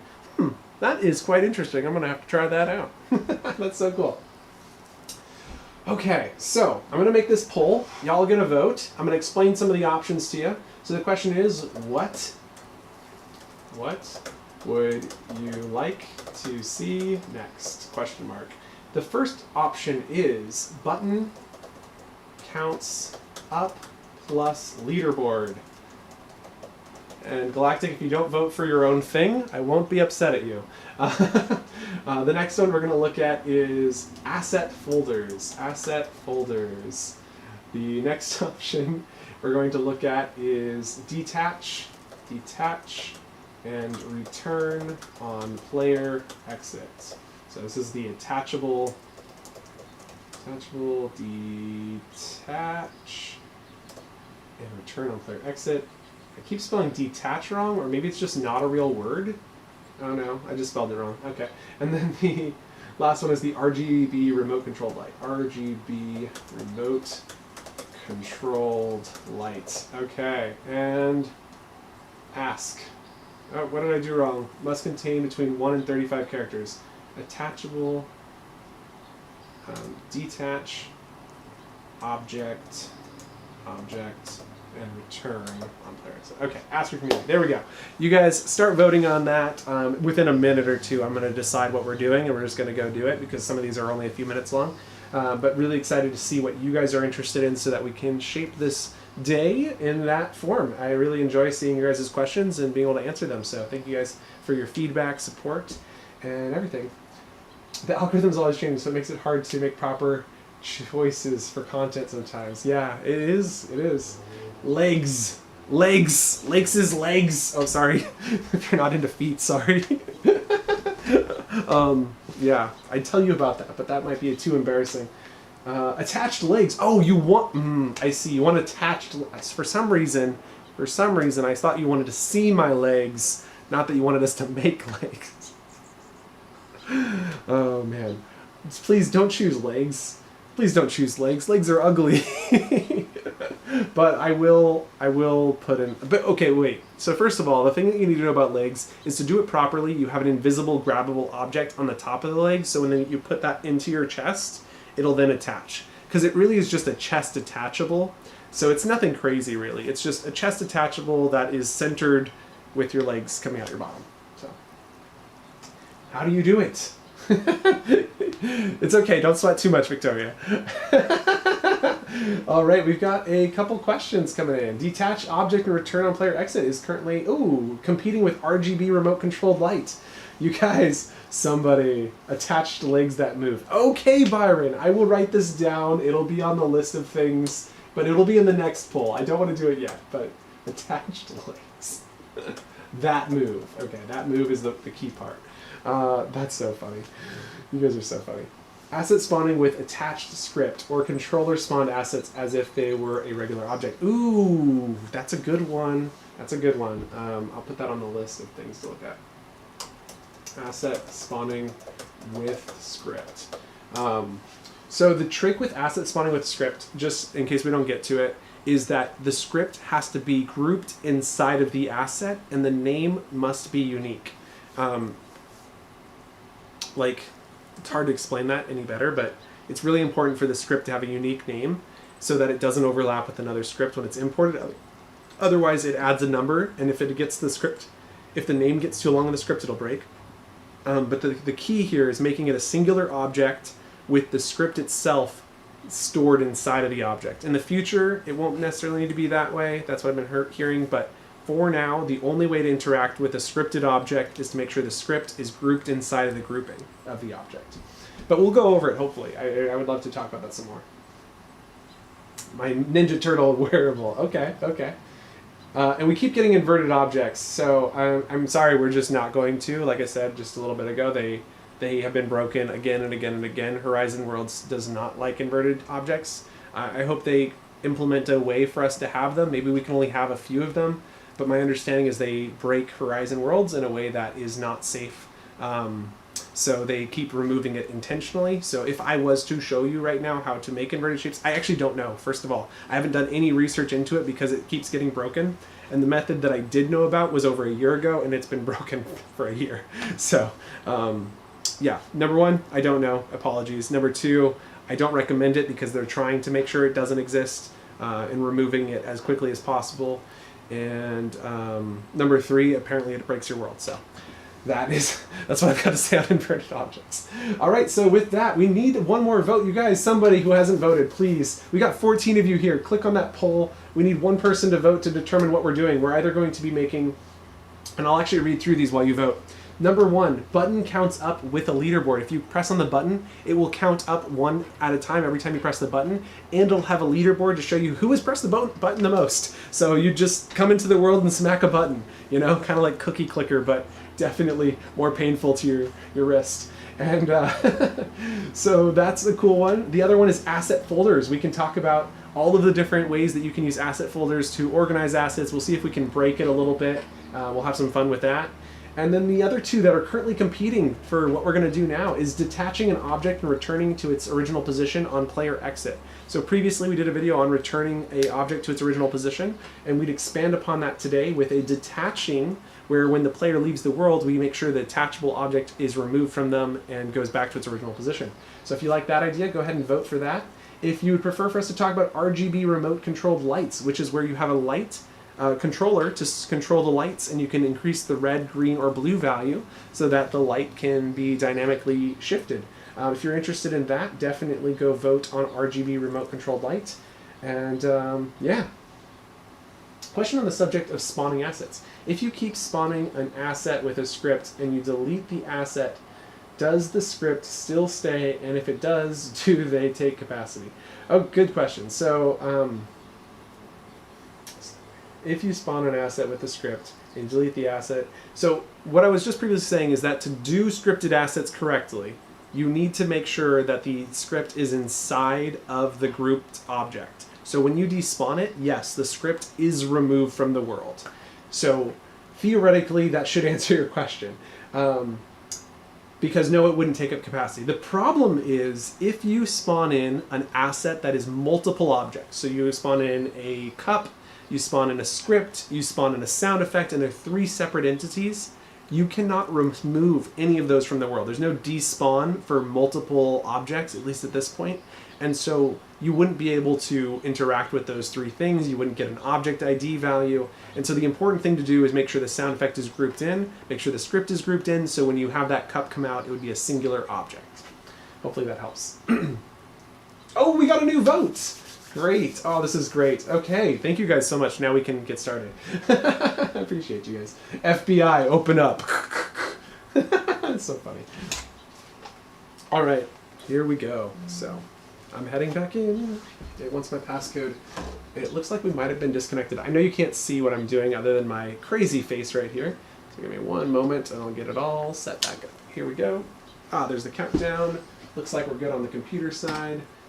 Switch back over to OBS, switch back to here. Okay, you can now hear me through my headset, and we'll switch back to Horizon. Looking good. All right, sweet. Oh, that worked way better than I expected. Okay, so if you're just joining us, thank you. Great to have you guys here. First of all, we just finished a really awesome script. You can come back and watch this later. It's called Select Them, where when players enter this trigger, it's going to select one of them to be it. We're going to make an asset out of that later. I'm going to go ahead and slide this below the world, and we'll come back to that later. So now we're back on an empty grid.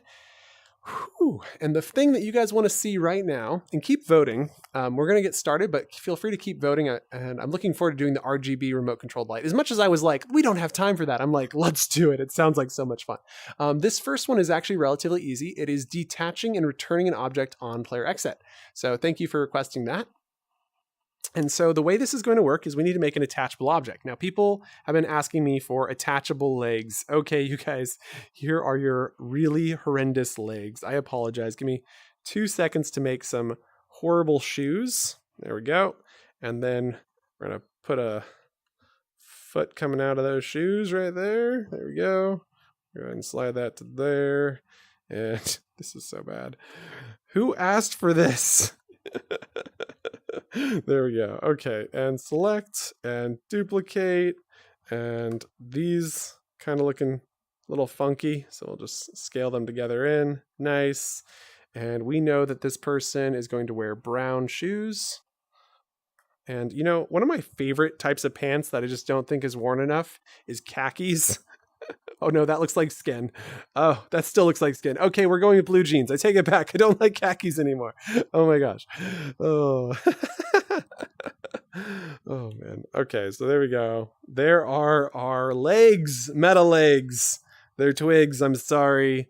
They are what they are. They're good enough. We're not going to make them move at this point, but there you have your legs.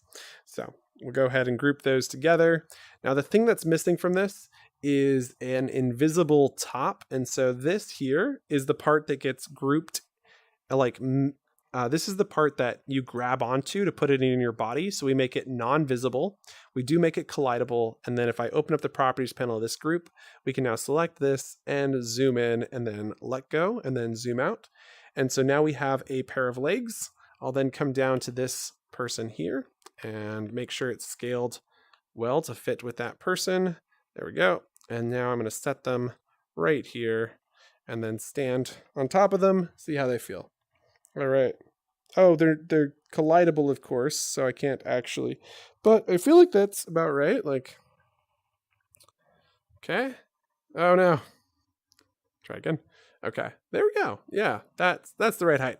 Okay, so we got our genes here, and we're going to open up the properties panel, and then we're going to make these attachable. So we need to make them interactive, grabbable, go to more tab, make them avatar attachable. We'll do anchor. So if you're looking to make legs that stick on, you want to make sure that they anchor onto the torso, and the anchor position, we're going to start with 0, 0, 0, see where it is, and then slightly adjust it. So if I come in here and grab these, put them on my chest, they're a little off. This feels really weird. That is not how legs go.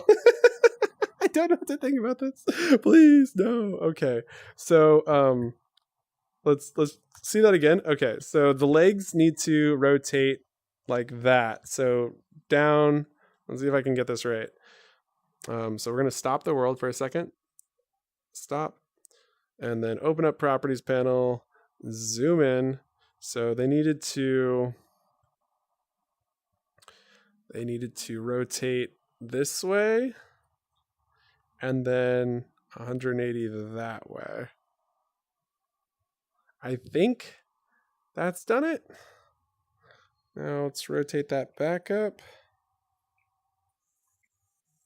Okay. Play the worlds. Not that that's necessary with grabbables anymore for some reason. I'll grab my legs, put them in my chest. Hey, I'm getting thrown around the world. Apologies for that. But they do work. The collidableness of them is not very good. I think this is a bug I've seen with this. I've seen this bug for actually a really long time, I think, if it's what I'm thinking it is. So what I believe will fix this, if you ever have this happen, is you just duplicate a copy, and then the new copy is fixed and will not cause, yep, so there we go. So now what we can see is that this is a little too high. I know you can't actually see it, but there you go. You can see that is a little too high. Actually, I'm not going to show that off. Y'all be jealous. Okay, so we need to move this down. And so once you've determined that, we'll go ahead and delete this one, select this one, open up the properties of this guy. So to move it down, we go to our More tab, and under Avatar Attachable, we need to move it down by 0.2. So minus 0.2 should do the trick. Minus 0.2. Okay, grab it again. Where'd it go? There we go. Now it needs to come a little bit further forward. So we need to move forward. And we'll note that an easy way to move this forward is either in there, or I could come into this and make this larger. Debating. No, we're not going to make that larger. Okay, so back here on the More tab, we'll go down. And to go forward, we know that Z plus is this way. So X, Y, Z. So we need to go along the Z. So we're going to do minus 0.2. No, 0.1 maybe. I think it might be the wrong direction too. We'll find out. And put that in the chest. I think that went backwards, yeah. So we need to do +1. So More tab, backspace, enter, and try it again. There we go. That is almost perfect. It is still having the collision issue, so we're gonna have to fix that. It needs to go down. Oh, down and back a little bit. Okay. So what we need to do to fix the collision issue again is select, duplicate, delete, open. So we said down a little bit further and move this back. So we'll go 0.5 rather than 0.1. I said back 0.5. That's weird. Oh, there it goes. Okay. And then we want to go down by another 0.05 as well. And that might be the thing that we needed. Okay. There we go. Put that on my chest. Looks good. We'll try it with a camera. Nice. That's good enough for me. Look at those legs. I mean, it could go back further. There's definitely more ways you can adjust that and get it just right. But there you go. You got legs. Are you happy now? Internet, are you happy? I'm not. I really don't like them. I like my ring. This was $100. I got it at the thrift store. Couldn't believe it. Oh, man. So, yeah, there we go. That's our legs. And now the problem is, what if somebody leaves the world with our legs, right? Hence, we're making this video. So we go into our build panel, go into our gizmos tab, pull out a script. And what we want to have happen is get these legs back to their original position when the player leaves the world. Now, I'm not going to go over all the ways to create an origin position, but I'm going to show it, but it's going to be really fast. If you want to see the position video, check it out. We just made it. It's really good. Origin position. I'm pointing up here because in the future it will be, but not in this one. Okay, so this is going to be called legs. Okay, when world is started, we're going to create a new vector called origin position confirm, and then we set that on world start to be and then we'll need a rotation as well. Call this origin rot. And then we will set that on world start as well. Dupe. And then we need to go to operators, object, position of object, rotation of object. And then we need position of self, rotation of self. Okay, so now when world is started, we've saved the origin position to be the position of self, the origin rotation to be the rotation of self, and then we know that when the player leaves the world, we want it to go back to this position. So we say down here under our events tab, when player exits the world. But this also happens on a couple other instances. So when the player lets go, so it says when object is released by player is another time we want this to happen, and then what we need to do is create another event. So when event is received, we're going to drop down. And if you've already followed our other tutorial, you might already have this, which is the return event. And so when return is received, what we do is move to and rotate to with instant motion. So moving self to the origin position and origin rotation. There we go. And so when the object is released by player, we want to do this. So we say send event to self return. And then when the world is exited by player, we're going to do this, but only if it's our player. So we say if, and then we'll drag this, indent it. Notice the white bar there needs to be indented. So we're going to say if, and then what's the condition? If you scroll to the top of your operators tab, under logic, we have this equals symbol. And so what we want to say is when the world is exited by the player, if that player that's exited the world equals, and under our actions tab, we have owner of. And so you'll find that under player, owner of object, and the owner of self. So when a player grabs the pants, they become the owner of that object. And so if that person then leaves the world while wearing the pants, we want to then return those pants back to the original position.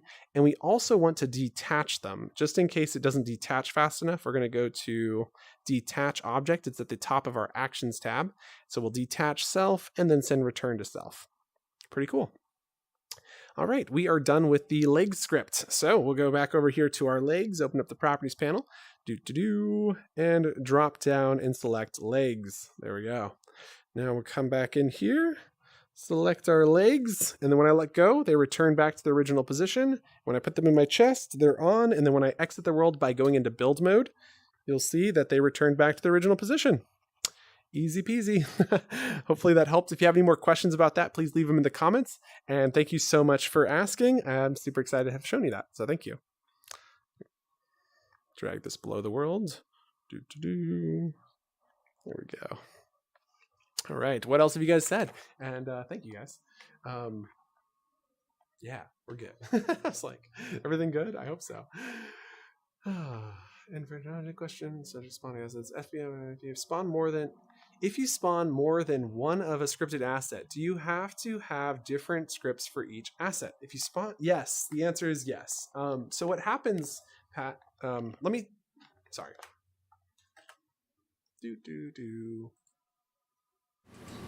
Hey, it's a little easier to hear me like this, so Pat, definitely, and is a good question, because you would think you want to save capacity, right? And so oftentimes when we make assets, we're talking about like reusing visual effects and lots of things like that. The problem is when you make an asset that's spawned in, you can't reuse any of it. The script can't be reused. The sound effects and visual effects could be reused in the future. Like say you spawned in a visual effects asset as itself, just a visual effects, you would then have a reference to that, and then you could send that reference. It's just so complicated right now. I don't really encourage it. So at the present time, you just got to think about it being a bundle, and that it's going to be quite a bit of capacity when you import it. So if you would like me to go in more depth about how you can currently use a visual effects or sound effects to kind of like optimize your world a little bit, be happy to cover that. Just let me know if that's something you're still interested in. Let's keep going. What other questions? So scripts have Yeah, so the capacity cost of a script isn't actually very high. Scripts only count as one object, so out of 3,000 objects, it really isn't that many. The real capacity cost of the asset is the visual effects. Sound effects really don't cost anything either. They're also just one object. And the animation, so if it's a simulated object or if it's got physics on it, that's the real capacity cost of spawning in an asset. Can you make a personal attachment where only you can use it? Yes, and actually there's a good example of this on the Meta Horizon Worlds channel. It's by Phoenix does it. Let me go grab it for you. Give me 2 seconds. YouTube.com/MetaHorizonWorlds. This was one of their creator tutorials a couple months ago. Let's see, how far back do I need to go? Scroll. It's called like private asset. Driver rule, create your own.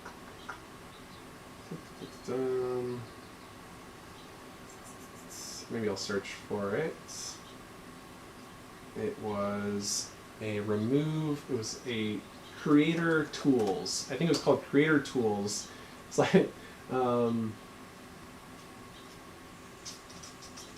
here it is, creator tools and VIP. Copy link address and paste it into the chat. Okay, so that video there shows you how to make an item that only a certain player can use. And so similarly, you could make an attachable that only a certain player could use. And so definitely recommend that video if you're looking to do anything with VIP or just kind of lists of players that have access to certain things. That is definitely a great tutorial for that. Thank you for asking, Latrice. All right, make a slots balance leaderboard for me. Oh, that's funny. We do have slots. I mean, Vidyuu slots is a thing. We gave out the asset for a little bit of time. So if you happen to have that, great job. Glad you got access to it. If you find somebody who has it, feel free to get it from them. We're not giving it out right now due to some of the legal concerns about it. Yeah, apparently if you have gambling places in VR, people can be confused that it's not real money.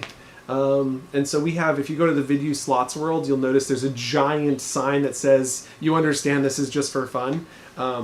Just kind of a little legal disclaimer. So, I don't know, I mean, I'm not opposed to having slots in Horizon, obviously. I just am worried of people like, you know, people being malicious and attacking other creators for using, you know, something that's supposed to be fun and playful. So it's unfortunately not out there anymore, but if you do happen to find access to it, feel free to use it. All right. Do you have a Discord link? I heard you say you have one, but I couldn't find it. I don't have a Discord, but there is a Discord. It is right. Let's see. So Discord is hosted. It's official. It's official Horizon Worlds Discord, and I have it right here. I should be able to get the link. Invite people. Is there a link? Invite people. Copy link. Link expires in 7 days. Edit invite link. No limit. Never expire. Generate new link. There you go. Copying link and pasting it into the chat. There you have it.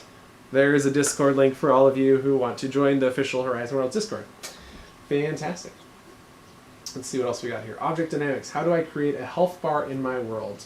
There is a health bar that you can grab from the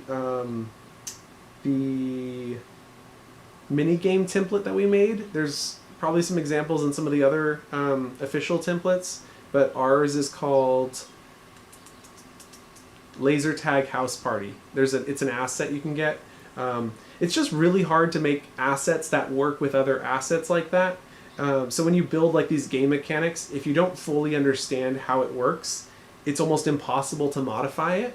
And so a lot of times if you're asking how do you make a health bar, you probably can't use it. Like that's the big problem. Isn't necessarily that you can't use, it's not that you can't have the health bar, it's just you probably don't know how to implement it. I know there's a really good tutorial by hopefully he's still here. Jackal Dude Gaming made a tutorial on a health bar. It went viral in the terms of Horizon Worlds. Feel free to copy and paste that link in here. I think I have to approve it, Jackal Dude, but Jackal Dude Gaming made a really great tutorial on that specific exact subject, so you might consider checking that one out. And trying to think if we've got any player health. I think we've done some stuff like that.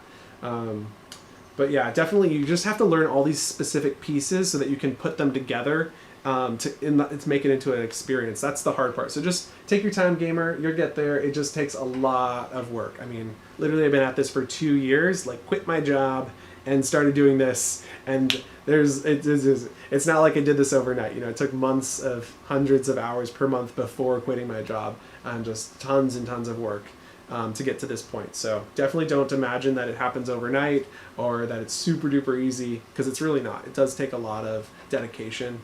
But it is a lot of fun, so I definitely encourage taking little baby steps here and there so you can start making these really rich and immersive experiences.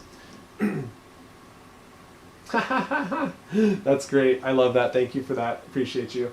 All right, you guys. So thank you guys so much. Oh, okay, cool. Maybe I'm interested. That's what I'm having trouble with.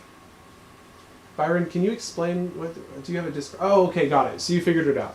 Oh, that's what the trouble is. Yeah, I don't have a Discord. In fact, I actually don't really use Discord. I have to for work a little bit. Some of the work I do with Meta Horizon Worlds, their YouTube channel requires me to be in the Discord. But other than that, I'm not on there but like once a week. So definitely YouTube is where I'm at.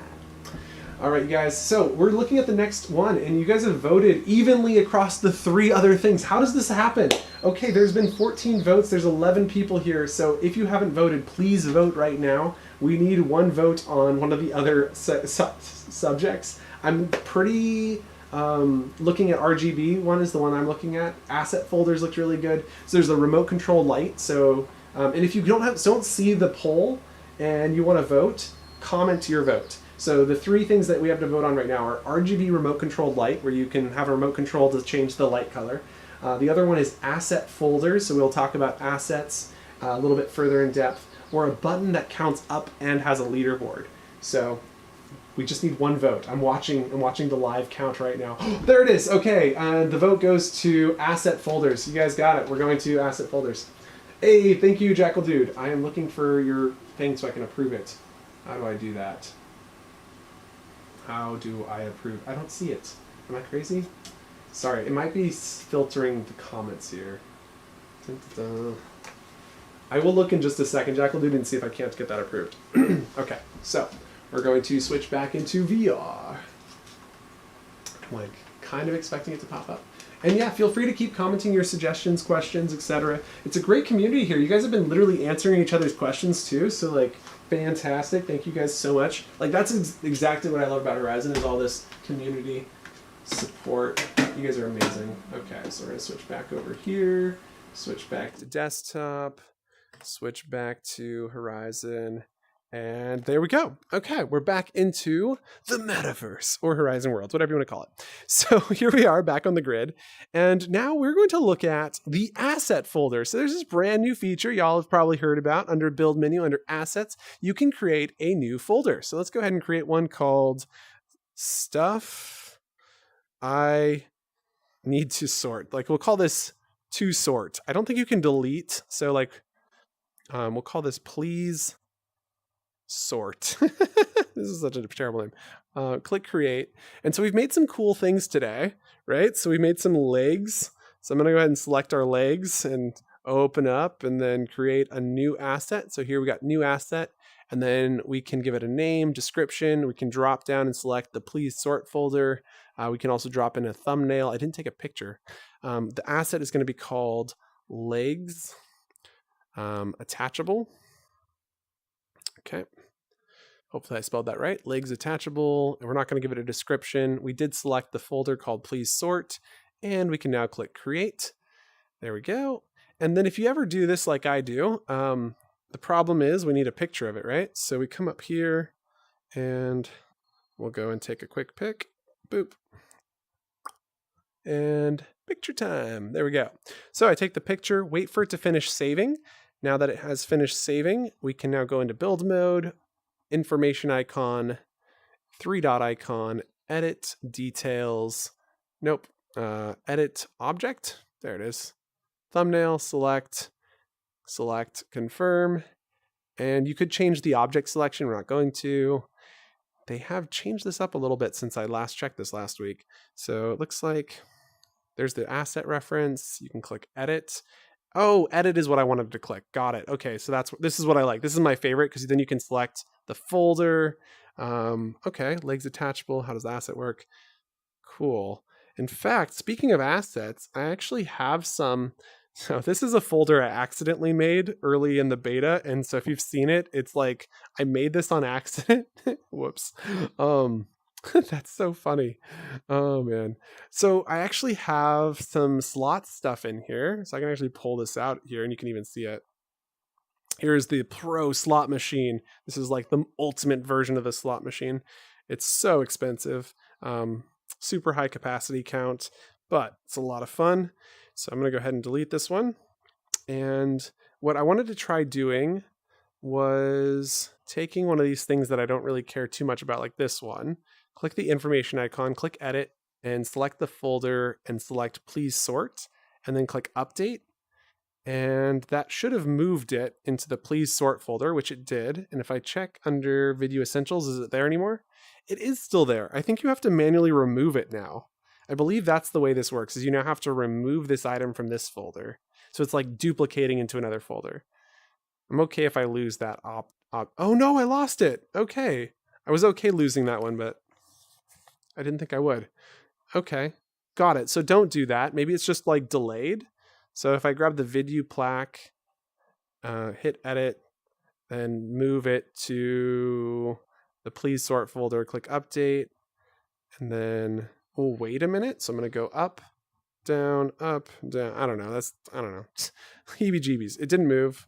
It does show it in here. Maybe I have, oh, there it goes. Okay, now it's moved. It just took a second. So now it's into this folder. Okay, so it seems to be working. Was there anything else you wanted to see with folders? I mean, this is pretty cool that we can have these folders. It looks like we can even delete the folder. I don't want to.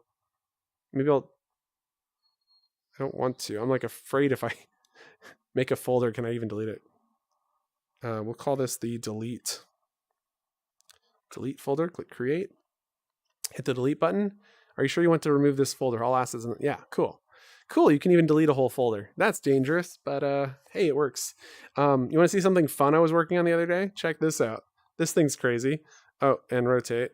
And check this out. Script, play. Just for funsies. Oh my gosh, look at this. It's not even close to done, but it's one of those little, like, you know, inflatable guys, right? Like, yeah, I know. Thank you. I appreciate that. It is pretty cool though. Okay, and we've made the legs into an asset, so that one's good. And we'll do one more asset down here out of this guy. I'm not going to take a picture of this because I know what it is. I'm just going to go in, create new asset, and put it into the please sort folder. And this is called select player countdown. Okay, and click create. Fantastic. I've done it. We've done it. It's done. Okay, let's see if you have any more questions about folders, and then we're going to move on. All right. Possible to modify. That's my playlist for health bars. Hope that helps. Spiral master. Let's hang out while I go through all of them because nobody truly knows. Hi, thank you, amazing. That's dangerous. Okay, y'all are awesome. I might be missing part of these conversations. Is there? Oh, I'm in the top chat. How do I get to live chat? Okay, now I'm in the live chat. I made it. I'm sorry, it took me a second. Did I miss anything? Oh, sorry if I did. Great to have y'all here, you guys. Super awesome. Okay, so what we wanted to look at is, that's it. I guess I should say bye. Bye! Okay, we can just, bye! You can just affix that to the end of the previous video, I guess. Oh my gosh. Okay, so that was fun. Let's see what the poll has next. You guys still voting? Yes, we are still voting. Good job. So the next one is the RGB remote. Fantastic. I'm looking forward to that.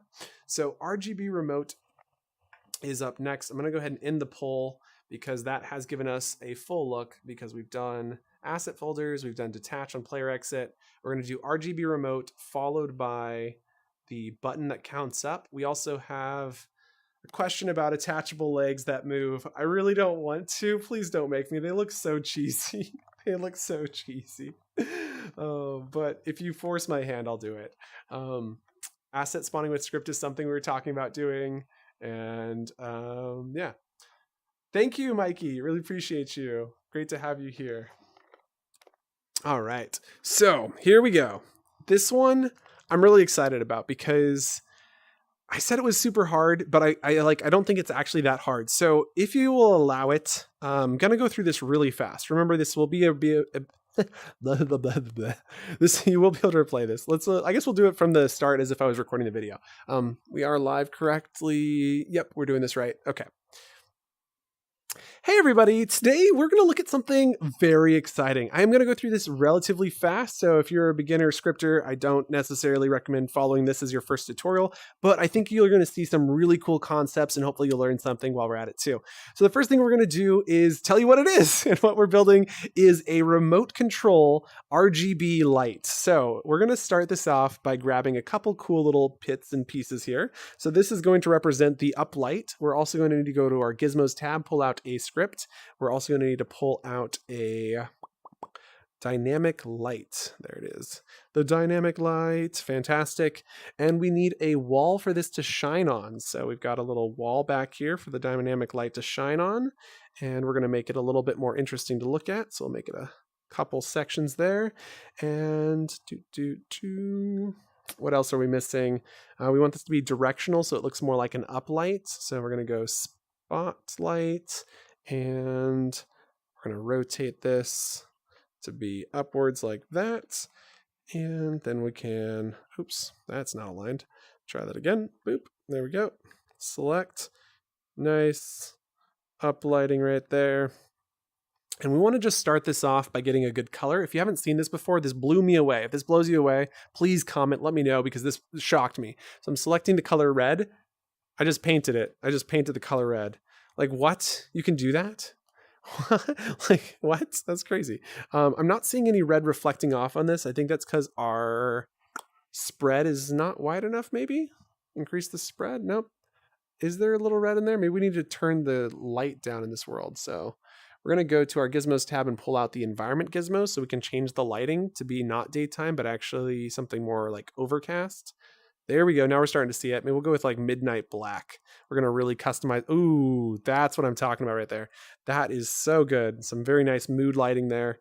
And we can select this and drag it down till we get the exact shape we want. Fantastic. Look at that. That is looking really good. I like that a lot. I think it is a little wide though, so we're going to slow that down. We're going to increase the intensity. Nice. Maybe make it a little wider. And fall off distance. Nice. Okay, that feels pretty good. I'm thinking maybe even a little less. Ooh, yep. That's pretty close to what I want right there. Right there. A little bit more intense. And yeah, so once again, just seriously, paint tool, you can just try a bunch of different colors out. And so yeah, we're going to do a red, green, blue controller. So you'll be able to mix these colors to create whatever color you want. Yeah, and you can just literally paint swatch this. This swatch can just be painted. Like, what? Okay, we'll leave it as blue for now, but yeah, you get the idea. This is really cool. So we've got our up light. Now we want a remote control that can control this light. We're going to use this script to make this remote control. And we're also going to build a remote control. And so I know this isn't going to look great. So it is what it is, but this is the remote control. And then I'll come down to my player icon over here and use that to kind of get the sizing just right. And I know that what I want it to do is be black. So it's kind of got this nice plastic tones, almost like plastic, and nice. That's good. And then because I want it to look like a remote control and not just a half cylinder, I'm going to grab a red sphere, and that should give it like a unlit material. There we go. Not super bright. There we go. And now we can put that over here, the top right of our controller. I'm going to snap this in like that and then slide it until I like where it's at, like right there. And now we'll group those two things together. And that is our remote control. I know it's not super fancy. Feel free to design one that looks better, but this is a good first start. Now we need to attach this script. So I'm just going to start by attaching script 1. We do need to give it a better name than that, but this is a good start.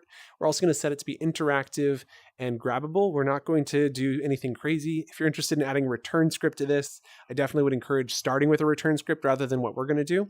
So you can check out that video here. So definitely go check that out. And if you're watching the live stream with us, you can go and search up return. It's one of the most recent like 3 videos we just posted. So definitely check that out. Now from the script, we're going to open this up and breathe. I think I'm going to grab a quick sip of water before we get too far. Thanks for bearing with, guys.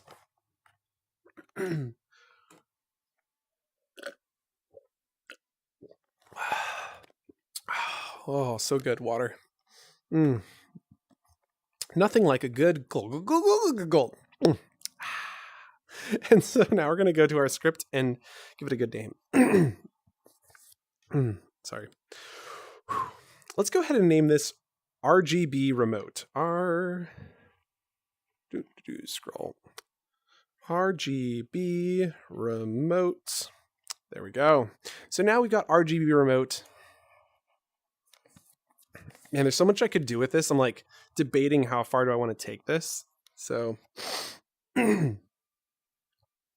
what the RGB remote's going to do is it's going to say when your index trigger is pressed, we're going to cycle between red, green, and blue values. And I guess that'll allow us to change that color up there. So let's think of that as being our indicator light. So we're going to start by like doing this kind of step by step. What I'd recommend you do. Sorry, my nose is really itchy. One second. Oh, itchy nose, itchy nose, itchy nose. Okay, let's try that one more time. Okay, so the first thing to think about this light is when you press your index trigger, it's going to cycle between the red, green, and blue value. So we're going to use this light LED to indicate how much red, green, and blue is being applied to the light. And so to do that, we're going to come up here and create a new object variable. So we'll drop down, select object, and then we're going to call this indicator light. We also need a reference for the actual light itself. So we'll create another object called D-light, like dynamic light. So D-light, click confirm. And then the other thing we need to know is how much red, green, and blue. So this will be a number value, or yeah, this will be a number value. No. Yeah, so we're going to do that. We're going to take this in a very unique direction. So we're going to create a new variable, drop down and select color, which will represent the red, green, and blue. So this will be called current RGB, and then we'll click confirm. And now that we have our current RGB, we're going to start this with 100% red, 100% green, 100% blue. And I feel like the light itself is going to be displaying this. Sorry, my nose is still itchy. Oh my gosh. Okay, so this is going to just, so what this color is going to be is what is our starting point. And we're going to actually start this at a kind of like a light cyan. There we go. Kind of similar to what we're seeing over there. And so this is going to be the starting point. And now we want players to be able to interact with this. And so what we want to do first and foremost is make it so when the index trigger is pressed, we cycle between the RGB values. So what we need to do then to know which value we're on is to cycle is using this number. And we're going to call this current position. And so you can think of 0 being red, 1 being blue, and 2 being, no, excuse me, 0 being R. I do this all the time, but you never see it because I'm like in a recording and then we cut. Oh my gosh, so embarrassing to do this live. So you can think of this being like 0 is red and 1 is green and 2 is blue. So that's how you get your RGB. And so we're going to cycle through that when the index trigger is pressed. So now we're going to go to our events tab. We're then going to go and select from our events tab. We're going to scroll down to index trigger is pressed. So that's under controller events, index trigger is pressed. Bring that over. We don't need when world is started. We kind of do. So when worlds is started, we should actually paint the light. So we're going to go to the actions tab and grab the paint. So there should be, we're going to grab set object color from the top of the actions tab.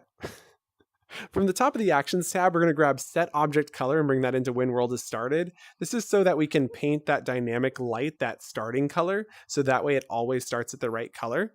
And we can actually quickly test that by opening up this script. And you'll see that we have a couple slots to fill out. We need to fill out the indicator light and the dynamic light.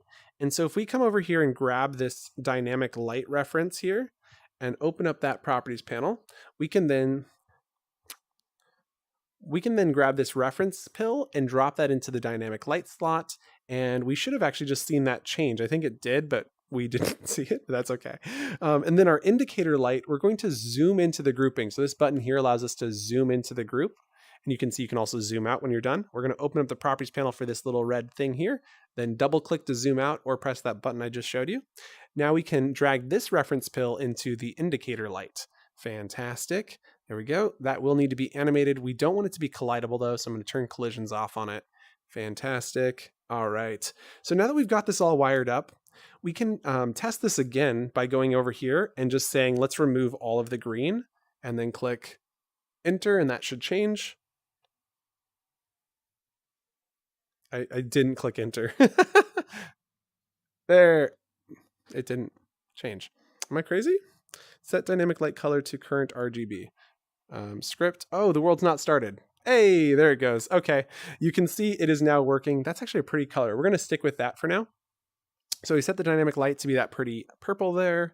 And now when the index trigger is pressed, we want this indicator to switch between red, green, and blue. And so to do that, we go to our values tab where we're going to grab the set to. And what we're setting is that current position. And so when index trigger is pressed, we're going to go forward. We're never going to go backwards. It's just forwards. And so we need to go +1, but we need it to loop. So I'm going to explain this in more depth, but we're grabbing this % symbol, which is the modulus command or code block or thing. It's the modulus operator. The first thing we're going to do is grab this modulus operator, which I'll explain in just a second, drop that in over here. And then we need to grab the plus symbol, which we put into the A slot. And so what we want to do is take current position and +1. So back over here on our values tab, we can then grab the number input. And so what we're doing is setting current position to be plus, not 0, but 1. And then what we're modulusing it by is the value at which it loops. And since there's 3 of these values, we want to type in the number 3 here. And so what's going to happen is it's going to go 0, then it'll be 1, and then it'll be 2. And when it equals 3, it sets it back to 0, meaning it'll always be a 0, a 1, a 2, or a 3. Excuse me, a 0, 1, or a 2. Oh, gosh. Meaning it'll always be a 0, 1, or a 2. Now, when it is that value, what we want to display as a color is just the value that's there. So red, green, or blue. And so the way that we can convert this easily is using an if. Is there a better way to do that, though? Is there a better way to do that? Because I was thinking we could show how bright it is being a value, which I'd really like to do. So yeah, okay. So what we're going to do is say, we're going to create a new variable, and it's also going to be a color. Do we need to do it this way, though? No, we don't need to do it this way. There's a better way. Okay, so what we're going to do is on the top of our events tab, there is an if code block. So we're going to grab this if code block, drop it here. We're also going to need another else if and an else, and make sure these are indented properly like that. So if, else. And so the first question we're asking is if it equals 0. So if the current position equals not 1, but 0. And then the second question is if it equals 1. And then we know if it's not 0 or 1, it else is 2. Sorry, my nose is just so itchy today. I am so sorry. It's just like, is there a hair up there? What's going on? Okay. So now that we've defined these 3 kind of like times, so if it's red, if it's green, if it's blue, we can now paint the indicator light. So kind of similar to up here where we set the dynamic light color to be this, we're going to actually duplicate this down, delete this delete this. And so now it's completely empty. And we're going to fill out the left side with our indicator light, placing that over here into the object slot. And now we can duplicate this 2 times by thumbsticking to the right towards the duplicate. So you can see that right here, and then we'll go ahead and delete that. Okay, so now that we have these 3, we can do one or two things. There are 2 options here. So option number 1 is we go to our values tab, grab the color input, and we just say set it to be red, right? So you could just set it to be red, and then you could duplicate this down and set it to be green. So you set this to 0, set this to green, and you could set this to be blue.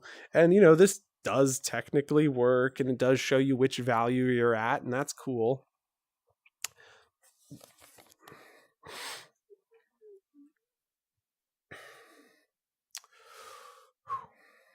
Sorry, now my eye is itching. It's all the things today.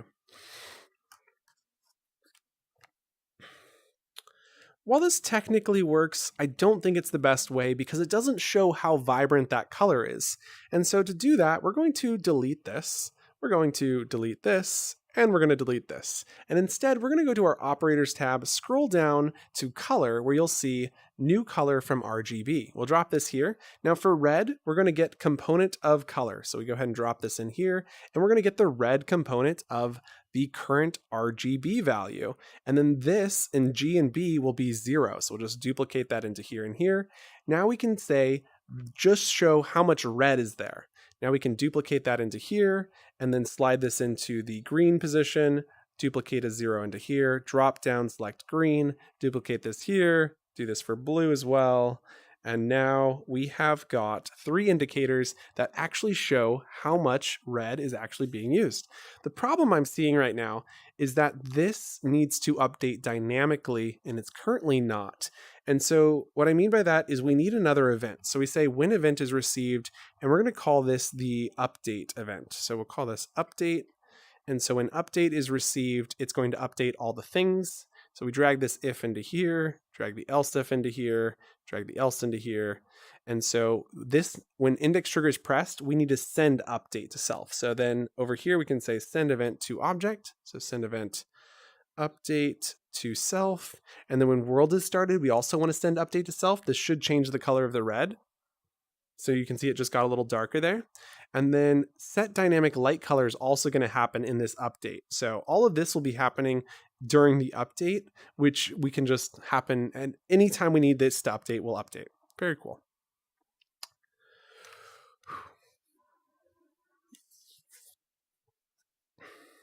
All right, so with this setup, the next thing we need to do is say when the upper button or the bottom button is pressed, we need to change the value.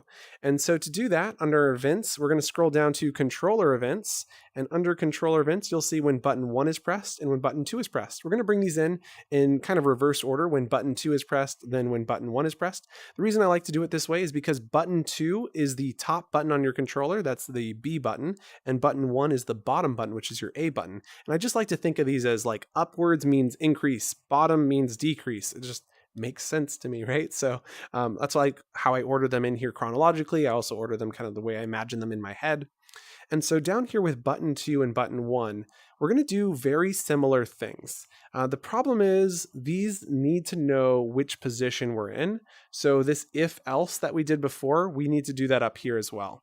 So I'm going to go ahead and duplicate this in here, delete that, then go back to the top of our events tab and create another else if, and then do equals 1.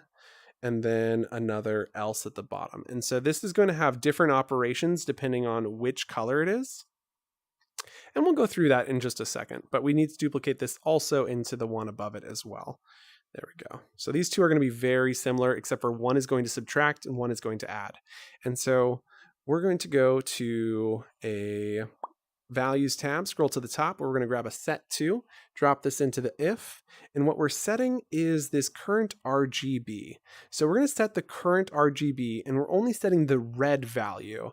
And so if we go back to our operators tab, you remember we could get a new color from RGB, and to do that, we actually were able to get the component of a color. So we're able to get the component blue and green. So we'll say select blue, select green, and this is for the current RGB. So we're getting these two values and leaving them the same. And we're just going to go ahead and duplicate this into both of these positions as well, and just slide them into the correct spot, which is when we're updating blue, when we're updating blue, we need to change the red. When we're updating green, we need to change just the green. There we go. So it says blank, green, blue, red, blank, blue, red, green, blank. There we go. So now what we're setting the red to is the current red value plus a value, modulus 1. Actually, I didn't want to modulus. I wanted to use the max, or excuse me, the min. And so what min is going to do is it's going to choose whatever is the smallest value. And so if I type in 1, if it tries to go higher than 1, it'll always stay at 1. So then we can grab the plus symbol and say, grab the current red. So we drop down, select red. So get the current red value from the RGB, add to it with 0.01. And since it would take quite a bit of clicks, I'm going to do 0.02. So it's 50 clicks to get to maximum. Even that's quite a lot. Let's do 0.05. So there's 20 clicks to get to the maximum color, and then 20 clicks to get to the minimum color. There we go. So that is how we increase the red value. And then we're going to select this and duplicate it into here for green. Then drop down, select green, duplicate it into blue, and so I'm sticking to the right, drop down and select blue. And now we have set it up so that we can increase the red, green, and blue values. We're going to go and then duplicate this into all 3 of these spots. And then we just need to set this to be a minus symbol rather than a plus symbol, and we are done. Oh, except for I forgot one other thing. We need to send update to self in both of these events. So down here, we need to duplicate update at the bottom of this, and then to subtract 1 is probably the hard part here, being honest. So we're going to delete this, grab a subtract symbol, then drag down get component blue, and then we're subtracting 0.05, and then we delete the plus symbol, delete the minimum symbol, and then just duplicate this in just as we did a moment ago. And this will be green, delete this minimum symbol, duplicate, oops, whoa, no idea what I just did, undo. Okay, where are we? When button 1 is pressed, delete, and then duplicate, and then select red. Okay, there we go. So now we've got a way to increase and decrease the red value. We have a way to update it and display the update. We have a way to show how much it is been changed. So theoretically, this should work. I think I wired everything incorrectly. It looks like I did. A little scared, but stop world, play world, and we'll see what happens. So, all right, I grabbed my remote. I press the index trigger. I can see that there is no green. I can see that there is some blue. So let's try adding some green. So if I go back to green and I press the up button, you can see green is being added. You can see the color shifting here. Becomes a little bit more green. I can shift to blue and decrease the blue value. We start to get this yellow now. Blue's now gone. Now we're in red. I can increase the red. Get this nice orange hue. Ah, that's actually really cool. So yeah, I mean, there you have it. That is some pretty cool lighting. Yeah, I don't know if there's anything else to say, but fantastic. If you followed along and made it through this, great work. If you have any questions, definitely leave them in the comments and let us know. But yeah, thank you so much for watching, and we'll see you in the next one. Bye! Oh, that was so cool, you guys. Oh my gosh, I can't believe it. We made it through that. What'd you think? Ooh, I just finished an FPS flight. Oh my gosh, so many things in here. Oh, I just saw. Congratulations. Oh, thank you, Pat. Appreciate you. Oh, make a new Vidyuu Essentials world only using asset library. Interesting question. Funny man, let me get that asset. Asset library is, are you building in the game? Crazy how you script and code so fast. It's really fast in Horizon World. It's way faster than I could possibly do in the real world. Used to work in Unity, would never go back. I just love Horizon. Although I have heard that if you are an actual scripter coder in the real world, it's faster, but I have not had that experience. RGB world scripts barely made it through. Okay, so that was cool. I'm going to make a quick asset out of this. I think we should definitely share this in the Essentials asset pack. Like, that would be really cool. I'll even save these walls, open up. create new asset. And we'll call this RGB light remote. Okay. And select this to the please sort folder, click create. Yeah, so the problem I'm having is the world is completely maxed out. So I actually have another like 20, 30 assets I'd like to add to the essentials asset library, or the Vidyuu asset bundle is what it's currently called. Problem is we're just out of space. There's really no space to add it. So if I add something, I have to delete something. I know, first world problems, but seriously, it's pretty crazy. So definitely figuring that out. I have some meetings that should hopefully get us, we're closer. We're trying really hard to get the Vidyuu essentials here into the assets library so you'd be able to have access to it, but so far not so close. Yeah. All right. I'm going to keep writing down your guys' questions, and let's see what you got that are good. How do you make leaderboard for worlds with most visited players? I could swear we did this recently. I mean, let me double check, but I could swear we did this video just not too long ago. Let me see. Let's see. It's still loading. Still loading. Okay. Rotations, dynamic light, stage voice, ordered scores. Here it is. Okay. Get shareable link. Copied it. Okay. So let me Command V. Okay. And we're also going to switch back over here for just a minute. That way you can hear me a little bit better. So, hey, Natasha. Great to have you. The question you had here was about making a leaderboard to track world for most visited players, right? So the link I just sent is to a video that teaches you how to do ordered scores.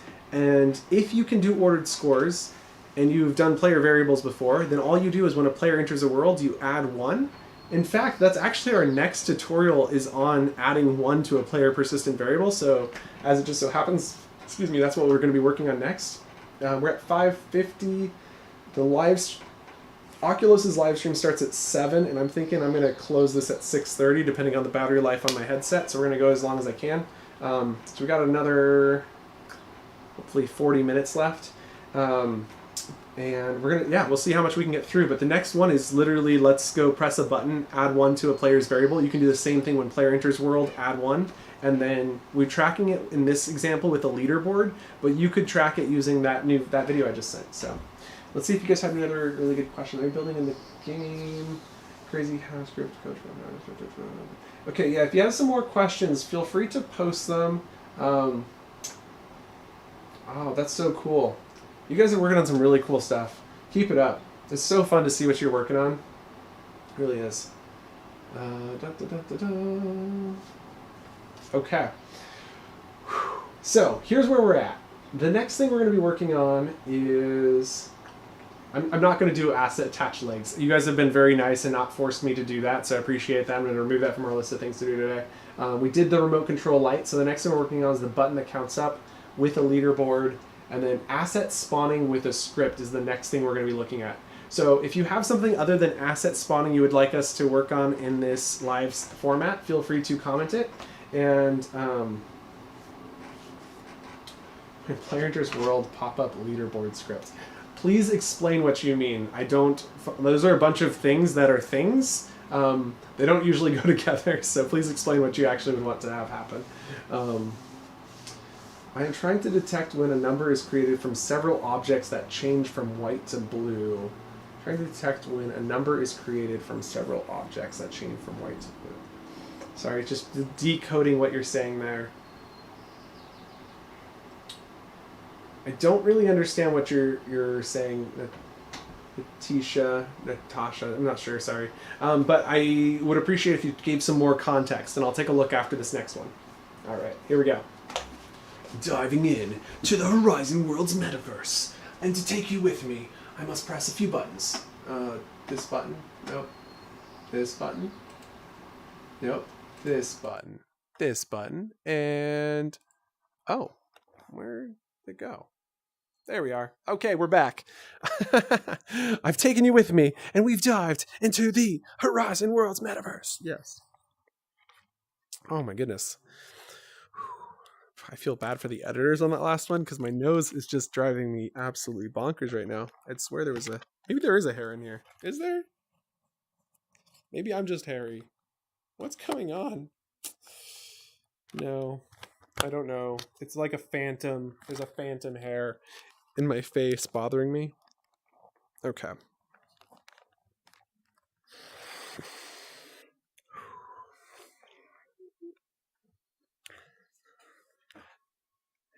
Hey everybody! Today I've got a really interesting request from Galactic Victoria who wants to know how do we make a really addicting clicker like a cookie clicker? I know she didn't say it word for word like that, but let's be honest, Galactic, I know exactly what you're talking about. And so what we're going to do today is we're going to build some fun stuff. Let's see, if we go to the food items, does there happen to be a cookie in here? Okay, apple clicker. We're going to do apple clicker. You press the apple button and it's going to cause you to get a point. So to create a button that you can click that looks like an apple, find the position that you want and then place your cube object, select the cube, select the apple, deselect the cube, stretch, flatten it out and group. And that didn't work. We're going to undo, try this again. Okay, first of all, we're going to ungroup this object. Now select this cube. So what we're doing is a perspective skewing. So I've got this selected in such a way that when I stretch it, it skews it. And now we've got this really nice flat apple. And now we can group it together. And it keeps that button or that look. And now I can take this apple shape, skew it down, and press it on our button. So there we go. That is how we make the apple clicker minigame. And yes, this is probably going to be the most addicting thing you've ever done, especially if you were sitting here with a bunch of people. And that's the idea. So we're going to group that together. I've got our apple button, and then we need a pedestal to put it on. So we're going to build a quick pedestal here. Scale that just a little bit. Undo, scale just a little bit bigger than that. And then snap it right on top of this. Very nice. And then slide down into the ground.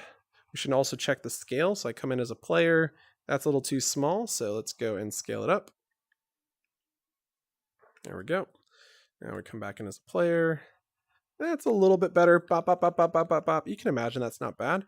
Okay, we'll scale this or slide this down just a hair. And then from the bottom here, I made this too long. So we'll scale that up to right there about. Okay, and then to make this more enticing, we'll make this button an unlit red. So we'll select unlit, select red. That's not enticing. What am I talking about? We want to make this unlit green. Press the green button. Nope, that's not good either. Let's see. Do we have a playful color that's good? A playful pink. There we go. That's nice. And then we're going to grab a solid kind of gray tones. There we go. And kind of make that maybe a little less reflective. So lower the texture and give it this tone. There we go. So you come in, you get this little button and you're like, yes, I want to press the button.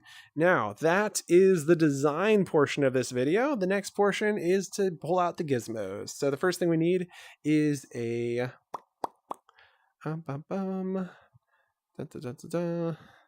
pull out the world's leaderboard gizmo. There we go. So we're going to set this right here so you can compete against your friends head to head.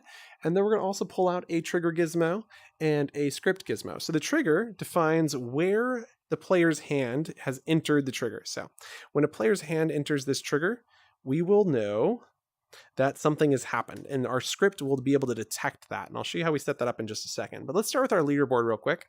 So over here on our leaderboard, we're going to change the number of entries to be 10. So you can see 10 players on this page. Very nice. And then the other thing we want to do is change this to be apples clicked. Apples clicked. It's a weird game, I promise. Now open up your menu, head over here to the systems tab. We're going to need a player persistent variable, and we're going to call this we're going to call this clicks. All right. So there we go. Got clicks. We're going to go to our leaderboards. We're going to create a new leaderboard, and this is going to be called clicks as well. They don't have to have the same name, but they can, so might as well. And there we go. There's clicks. We've got clicks.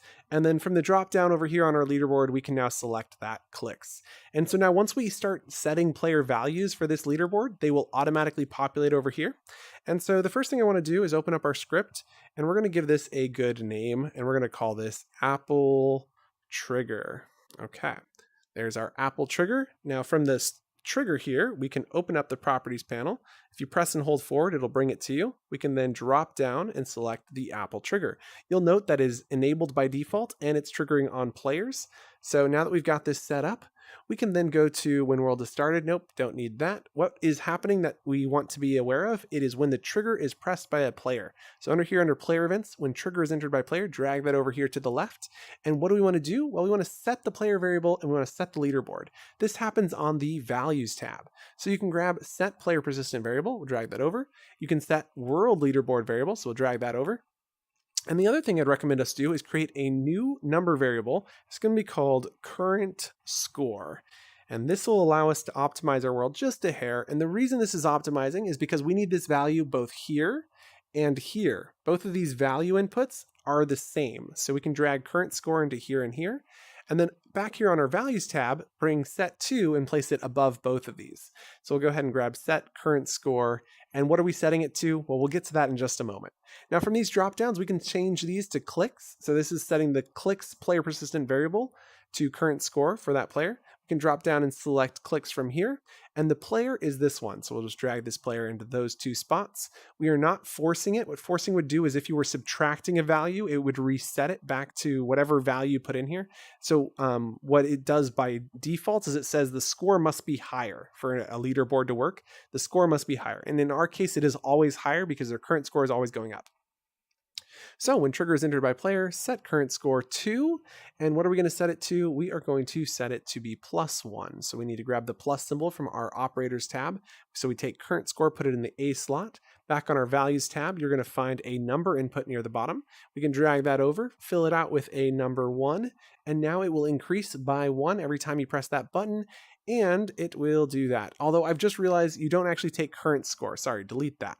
The score that we're going to be setting is actually from the top of the values tab. You're going to find get player persistent variable, put that into the A slot. And the player persistent variable we're getting is the clicks value, and we can drag player into there.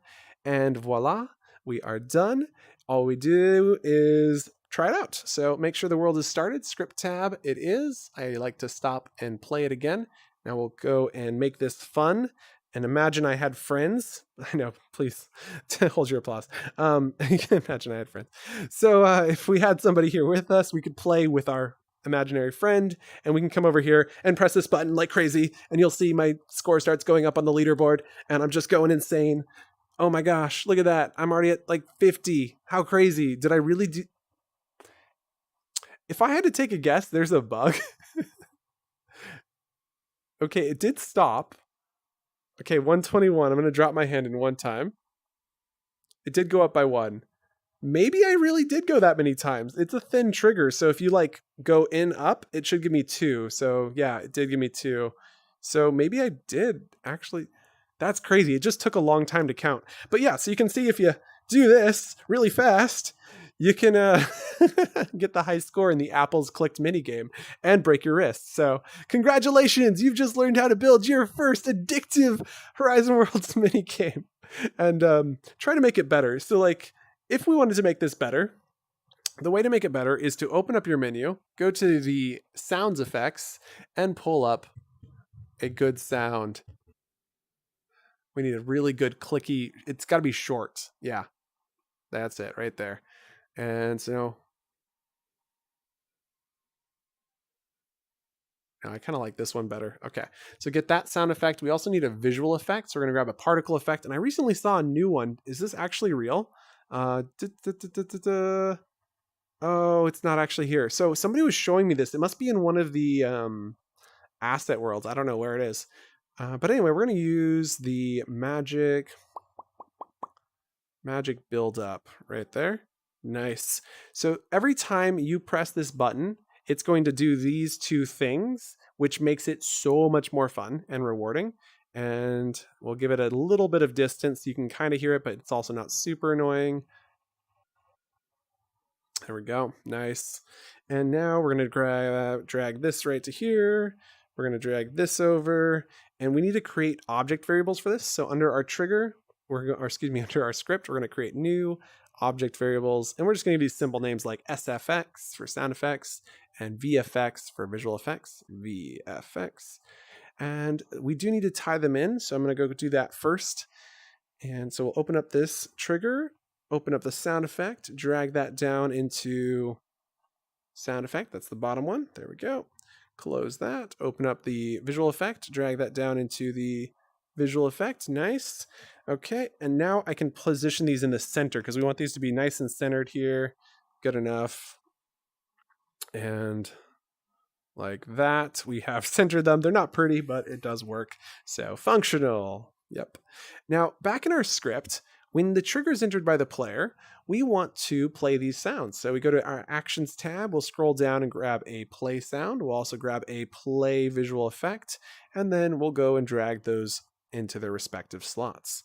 Fantastic. Back over here under Actions, there's a new thing I've been wanting to play with, set sound pitch. So we're going to go and change the sound pitch to be a random number with decimals to kind of give us something a little bit more interesting to play with. So I'll go with -0.5 and +0.5, which I feel like might be too much, but we'll find out in just a second. Make sure to duplicate the sound effects up to the self slot of that code block.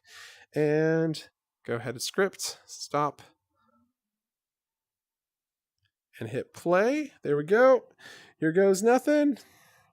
Here goes nothing. Oh, look at that. Nice.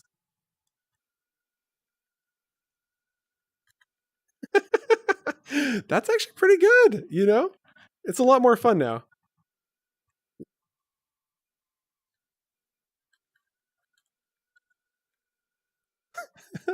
Galactic, I'm already addicted. Why did you do this to me? We're going to have to make this into an asset and share it. The big trick with this type of stuff is leaderboards and player variables don't transfer as assets. So it's a little bit more complicated to get set up if you don't. So it might actually be easier just to follow along with the tutorial than trying to use this as an asset. But in any case, I will be making an asset out of this and potentially sharing it. So there we go. Asset. We'll call this Apple Clicker. Very fun. Great request. Thank you so much, Galactic. Hopefully that helped you guys. And close. Yep. Ta-da, it's gone. All right, if you have any questions, make sure to leave them in the comments, and thank you so much for watching. Bye. Okay. I know, less enthusiastic. Maybe I should do it again. The people back home watching this in the future, they might want a more realistic. Bye. Okay, that was pretty good. That was pretty good. Okay. Oh, man. Okay, doke. Let's continue. So our next topic that I had mentioned before is asset spawning with script. So we're going to talk about spawning in assets that have a script attached. It's a great one. I'm going to switch back into person view before we head into that. So if you have any more questions, comments, leave them in the comments so we can talk about it.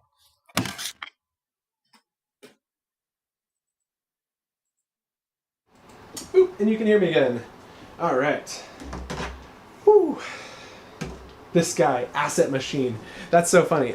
So interesting story about the Vidyuu asset pack. It was October or November of last year, and my buddy Merc and I were just like, we need to get some like basics to people, because people weren't making objects that return. They didn't know how to do some like really basic stuff. And so we spent over 8 hours one day, and I was so burnt out at the end of it. And we made a ton of tutorial videos. We made the first asset pack, so that was the original Vidyuu Essentials. If you've ever seen it, it was a long row of like 12 assets or something like that. It had a flying machine and some other cool stuff. And that was the very first asset bundle. And then we were so happy with how people responded and liked it. We came and made a second bundle, then we made a third bundle, and then we just never stopped making it. And if Pat, you're still here, she's the first one to coin the term the Infinity Bundle, because it just never stopped growing even to this day. And I'm super excited to share these. I wish there was a better way to share them. I won't lie, I'm working on better ways to share them, but there's just there's some really huge technical limitations that I'm working within. So stay tuned. I'll figure it out. Okay, let's continue reading your questions and comments here. We got, I'm trying to detect when a number is created. Let's see if you cleared that up. She says, so I have several bars, and when trigger is entered by player, they would touch it. The bar changes blue. If touched again, it changes white. You can change certain bars to blue, and it looks like a number. Oh, interesting. You know, I don't really have I don't know, like, that's a very interesting. That is so interesting. I think what you'd have to know is if that number, what it correlates to. I mean, it's just, that's a really hard one. That is a really hard one. So if I was to set this up, and by no means is this easy, this is like, even for me, would be very difficult to set up. We're talking a couple hours of what you just saw there, but on fast forward. You'd need to create a list of values, of Boolean values that represent on and off states for each of the triggers, and then that list represents that number. So imagine we're talking about a 3x4 cell of blue and white, right? And so trigger 1, trigger 2, trigger 3, 4, 5, 6, 7, 8, 9, etc., etc., etc. And so you have all of these triggers laid out. You then add them into a list as 1s, 2, 3, and those are their position values. You then go into those position values and set them to be on or off. So true being on, false being off. Once you've set up that list represents that number. And so what you would do is say, when a trigger is pressed, set the value in a list of Booleans that you're comparing against. And you'd say, if the comparing Boolean list equals the number that you're trying to get it to be, then do the thing. And so you're comparing one list versus another, which I'm not even sure is possible. I don't know if I've tried it yet, but if that does work, that's an easy way. Otherwise, you need to go through and do a compare line by line and make sure it makes it through the entire list using a while loop. If that sounds complicated, it's because it is. I'm sorry that's not easy, but there's probably some hacky ways to get around it. I think one of the things I learned early on in my scripting career is there's a lot of hacky ways to do things that are really complicated. And so one of the problems that I face being more advanced now is I think about things the correct way. There's no correct way, by the way. Like, things are just, they work or they don't work, right? And so the correct way is usually more complicated. And so people like myself who've learned all these things, they're like, yeah, if I was going to do this, I'd do it this way. And the reason I would do that way is because it would allow me to plug in other numbers, right? Like, I could have 10 different numbers that I'm comparing against. And so there's a reason that people like myself might consider it the correct way, but the reality is there's probably a hacky way where you're just saying, if this, and this is true, then do this. And so you just do a bunch of and statements. But yeah, definitely not easy, unfortunately. You could also probably count. Like I've said, there's no wrong or right way. There's just a lot of different variations on how you could do it. Okay, continuing through the questions you guys have posted. When you do asset spawning, can you explain a better way to make the asset disappear? Because as of right now, it shows only the deleted spawned object, not deleted spawned asset. I see your question, Kitty, and I think I understand the problem. So the problem is this confusion between asset and object. And so to really quickly go through this, and if you still have this question, ask it again so I know we can go in depth on it. But to really quickly cover it, an asset is something that can be pulled out of a library. So when you think of an asset, think of something that's stored in the cloud that you're downloading a copy of. Maybe it's an image stored on someone else's hard drive, and you're downloading a copy of that image, and it stores to your computer as copy 1. Well, when you download that image, it's no longer an asset. Asset has to be in the cloud, right? So this image on your computer that you've downloaded becomes an object. And so if you want to despawn or delete an object or an asset, it's actually the object, right? It's not an asset. And so the problem is a lot of people are thinking they need to delete the asset that they've spawned in, but they haven't actually spawned in an asset. They've just spawned in an object. And so they need to delete the object. So say, for instance, I had a bunch of torches. Say I had like somebody walking around, and as they're walking, it places a torch on the ground. If I could delete all the assets by using the delete asset function, the way that you're thinking about it, that wouldn't be a terrible idea. It just wouldn't work the way you'd want it to. Because what you'd probably want to have happen in that case is you want the most, like the furthest away torch to despawn, right? So you might only want 5 torches to spawn. I actually wrote some code for this I wonder if I can find the tutorial. I don't know if I actually made. I think I did. I'm pretty sure I made a tutorial that shows this. So give me a second to think about it. But the thing that you need to do is know which object it is that you want to delete. And so the way asset spawning works is when you spawn an asset in, it sends an event to self. Usually it's my event, which comes with an object parameter as a pill. You can then save that object parameter by using set object variable to that object pill that came in. And then by saving it at a later date or a later time, you can despawn it. And so oftentimes I'll put all my assets into a list so that I can just delete the entire list of things or delete the oldest item from the list. Let me know if that helps. I think we actually have it on our list to talk about asset spawning, so we might actually go into more depth on this, so this is pretty cool. The other thing that I wanted to look at was, I had a video. Give me 2 seconds to see if I can find that. Let's see. This would have been on the Meta Horizon Worlds channel, and it would be called Asset something.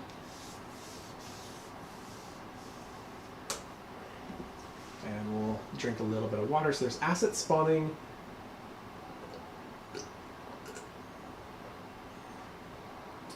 So this one kind of does it. This one doesn't do it. Oh man, maybe we didn't do it here. Did we do it on our channel? Command T, Studio. Sorry, thanks for bearing with me. Like, there's a lot of really good asset spawning tutorials that also show despawning. And hip attachable. Did we do one on our channel? You'd think we did. Smoke fountain getting started. No, it can't be that far back. It might have been in a live stream that we did it, so it might not actually be some video I can just grab a link to. Yeah, it must have been in a video or in a live stream. So what I will grab for you though is this one here. I think this is going to be, this is a harder one. So if what I said sounded difficult, Kitty, then don't watch this one first, watch this one second. But that's the one that's going to teach you what you need to know. If you've never really done asset spawning and it doesn't make sense, then this is the one, the second one there, is the one that you're going to want to watch. It's going to teach it on a very more basic level that shows how to save an object parameter and then delete it later. Okay, so we've gone over that. Let's see what other questions we have. Welcome player 1 pop-up for global leaderboard currency tracker. I really wish I understood what you wanted, Meta Minter podcast. I'm not fully grasping the idea. So what I'm hearing is when a player enters, it pops up something. A leaderboard isn't a pop-up though, which is part of the problem that I'm like struggling with here, because you can't really pop a leaderboard up in front of a person. I'm not even sure if you can animate them. You probably could if you grouped them with an object. Yeah, I'm sure you could if you grouped it with an object. And then the currency tracking is an interesting topic too. I'm not fully sure. It's just interesting. It's a combination of things. I think what you'd really want to do is say when the player enters the world, the pop-up displays the current balance for that player. So it'd say, welcome so-and-so, so you get player's username, and then say, comma, your balance is, colon, and then you do plus symbol, and then get variable as string, and then get the player's persistent variable for their currency. That could probably do what you're looking to do, but it's not a leaderboard. You couldn't see where they're at. Like, you can't get a position of somebody on a leaderboard. Okay.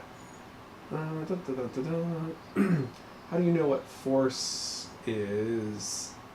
This guy coined the term NFT Boolean, true or false. How many values can be in a list? 1,000. I believe it's 1,000 values can be in a list. I tried to select a group, but did not work. I tried to select as a group, but did not work. I also seem to hit the AND limit. Yeah, the AND limit probably would be very easy to hit. Oh, I see. We're talking about that still. Selecting as a group. Yeah, I don't know if that would work. Yeah, how many values can be listed as 1,000? So you'd be safe with that. Also seem to hit the end limit. Press the torch Pass the torch.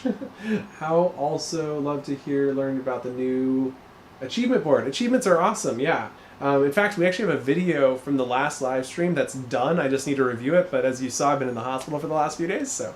Or if you didn't see, we got a brand new baby in the family, so haven't had a lot of time for that. But yeah, I look forward to posting that video soon. We just need to review it and make sure it's good to get posted, so hopefully later this week you'll be seeing that one. What's your favorite color? Boom, quick question. Yeah, everybody feel free, let me know what your favorite colors are. Mine is actually something like this. This is definitely not my favorite color. I think I'm more leaning towards purple recently, kind of in the purple tones is kind of a newer favorite for me. I've always loved blue-greens. Anything in the blue to green family has been a good fan of mine, but more recently I'm more in the purple tone, so curious what you guys like. How to lerp between 3 different colors. Ooh, lerping between colors is a great one. I don't think we're going to cover it today because we've only got enough time for one more, but I actually have a video on this already, so let me grab it for you. Color search. Let's see. Set object color. Is it lerp colors? Let's see. Lerp. Variable as color might be the best tutorial on this. I guess we never made a super detailed one. But yeah, this is the thing that shows it. So here you go. This variable as color tutorial shows you how you can lerp between 2 colors. And I'm like, I think I did it in a live stream. I think I showed it at one point in a live stream, but I don't have an individual video. So unfortunately, I don't know how to find that. It's just so far away. Let's see. Thank you. Appreciate you. Thank you, guys. I would love to know how to record real music in my world. It's complicated. Oculus410 posted a tutorial a few months ago on his Facebook page. So if you search up Oculus410 on Facebook, you might find that. But I've never done it. I've just heard it's really complex, and even Oculus told me that he would never do it again after he did it one time. It was just too much work. Instead, please go to this website, uservoice.com. I'm going to grab you the link, and please vote for this top one on the list. It is, sorry, give it a second to load, Command-C, and posting link now. So if you go to User Voice, please vote for, I guess it's second, bringing in custom content. While there isn't a way to officially bring in music, I am arguing that we should. And so I made this post a while back, and I'd encourage you to vote for it. The more people who vote for it, the more they see that we are really passionate about getting custom content in. Because right now the ruling is that we shouldn't have custom content in Horizon Worlds because it looks too real. It makes things more scary for new builders, and I get the reasoning behind it, but I think we're past that. It's time that we start getting photos and music and all the things that we want or need. So you can read my post on it if you'd like to see, but I please encourage you to vote for that, and that'll help us get that added to Horizon in a more official manner. Okay. Let's see what else you guys got. Love to know how to record your music. Babies cost a lot of money. Thank you, Jackal Dude. Laughing Meta Minter. Thank you. That's funny. Sound recorder gizmo, sound recorder script playlist. Okay, so we're going to go ahead and get started on the last video, or the last topic we're going to cover, which is asset spawning with script. I really appreciate you all coming out for today. We're going to do this every Sunday. So Sundays at 4 p.m. Pacific, 7 p.m. Eastern. You guys can expect to have this live stream. And in just 30 minutes, Oculus410 will be going live in Horizon Live. That's in Horizon Worlds. There's 30 people there. It'll be on the Vidyuu Nights YouTube channel. So I'm going to quickly post a link to that right now. So if you guys want to go check that out, you can watch the live stream. So you can continue after this and go watch the live stream over there. If you haven't already, please subscribe to Vidyuu Nights. We are just a few subscribers away from getting to 1,000. Let me go check where we at. 926. I mean, we're getting really close, you guys. Really close. So really appreciate your support over there. Hitting the subscribe button. And yeah, sweet. Workroom screen sharing in Horizon Worlds. Yeah, that's a great. I would love that too. Feel free to use that user voice form to post your own feature requests. I mean, seriously, that's definitely the way to do it. Whew. I am excited. I'm also like out of breath, so this is definitely the end for me. I'm like, I can barely speak. And yeah, looking forward to watching the Horizon Live. I think I'm going to watch the live stream instead, though. Yeah. But yeah, you guys, there's 30 slots. I mean, you can literally, there's quite a few slots now. Let's go and switch over to Horizon Worlds. Here we go. And so if you haven't been to Horizon, oh, sorry, one second. Can't see. Can't see. I'm trying. Button. There we go. And we're back. We're back, babies. Or sorry, I've got two cats that I've always called baby, and now I've got a baby. Anyway, like my head is filled with babies. So yeah, we are gonna go and work on asset spawning with script, and I really wanted to start this off by looking at something interesting. So there is a world that I've been working on. I don't have any intention to continue working on it, but it was a really cool demo. And so the first thing I wanted to do was show you that demo. Okay. Vidyuu asset wand. Oh, do I not have access to it? I might not have access to it. Okay, I don't have access to the Vidyuu asset wand, but basically there's this wand, and if you can press buttons and spawn stuff in. It's pretty cool. And I thought it'd be a good example, but honestly, it's probably too complicated since we want to talk about asset spawning on a much more basic level. So first thing we need to do, go into build mode and figure out what type of asset do you want to spawn in. And so like, I'm not sure what we want to plug in here. It's going to take a while to load, I guess. Or maybe I just don't have a lot of assets because I don't actually make assets. We might need to take an asset. All the assets that I've made have been under the Vidyuu account, not under my account. So we might need to just go grab an asset from the community spotlight.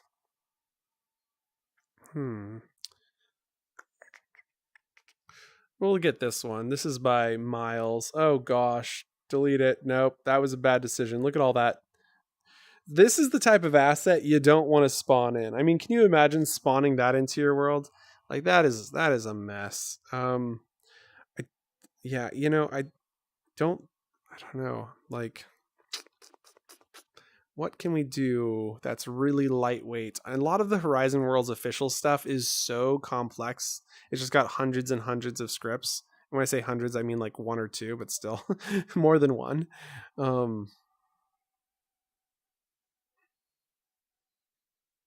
Also, I'm pretty confident they designed this record player off the one in the Vidyuu assets pack because they were like, oh my gosh, we need our own record player. It's so funny. I think I could be wrong, but here we go. We got a record player. Let's attach a script to it, just something really simple. And the script is, like I said, it's gonna be really simple. It's just gonna say when world has started, play music. And so we'll go and say, yeah, I might need some more direction on this, you guys. I'm sorry. We're gonna just grab one song.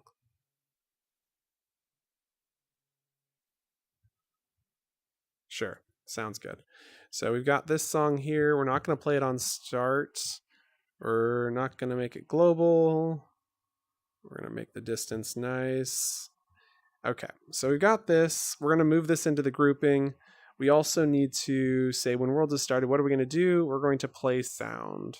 So grab play sound and then new object variable called music, confirm. And so we click play sound on music. Okay.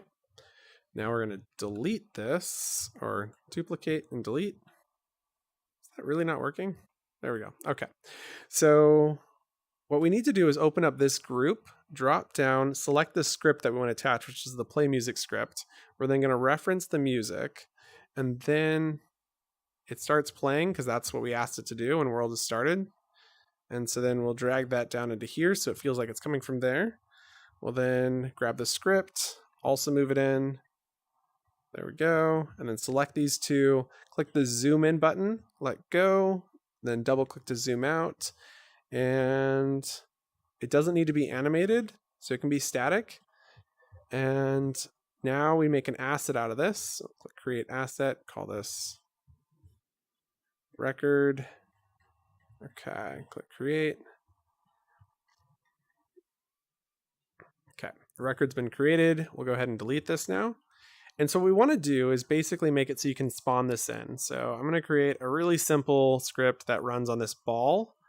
And so we're then going to go to asset. No. We're going to go to gizmos, pull out a script, and then we're going to create two things in here. So the first thing we need to create is a variable for an object. And this is going to be called current asset. And then we need another object variable, which is going to be called empty. And so this empty one is a compare value, and I'll show you how we use that in just a moment. And then we need another asset variable. So at the very bottom, we'll select asset, and this is going to be called record. And then we click confirm. And then what we want to do is say when index trigger is pressed by player. So controller events, when index trigger is pressed, we'll delete this, and we're going to call this script spawn asset. Okay.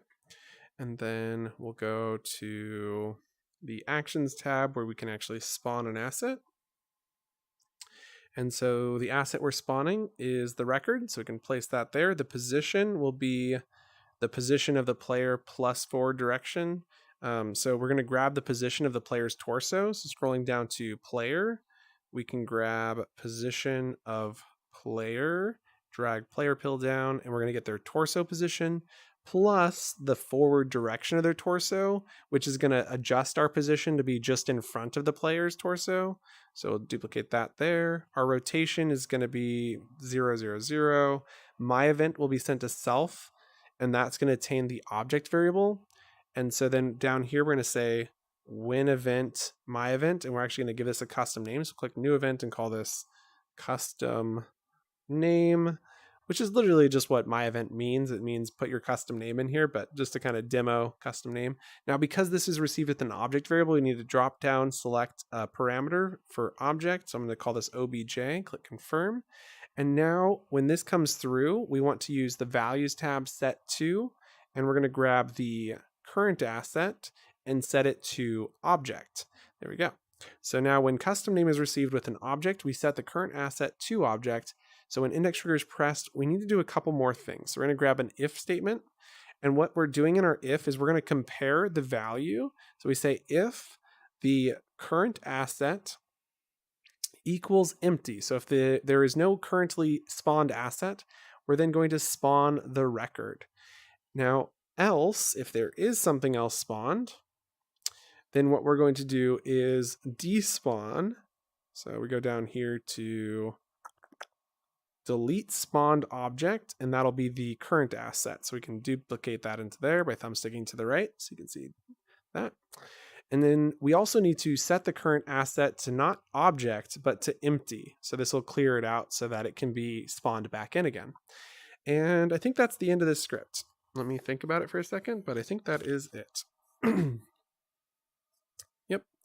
Okay, so now all we need to do is set it up on this ball. So this ball is going to be made interactive, grabbable, and then we need to grab the script dropdown, select spawn asset, open up our assets menu, information icon. There's our asset reference, so we can drag that reference pill into the record slot there.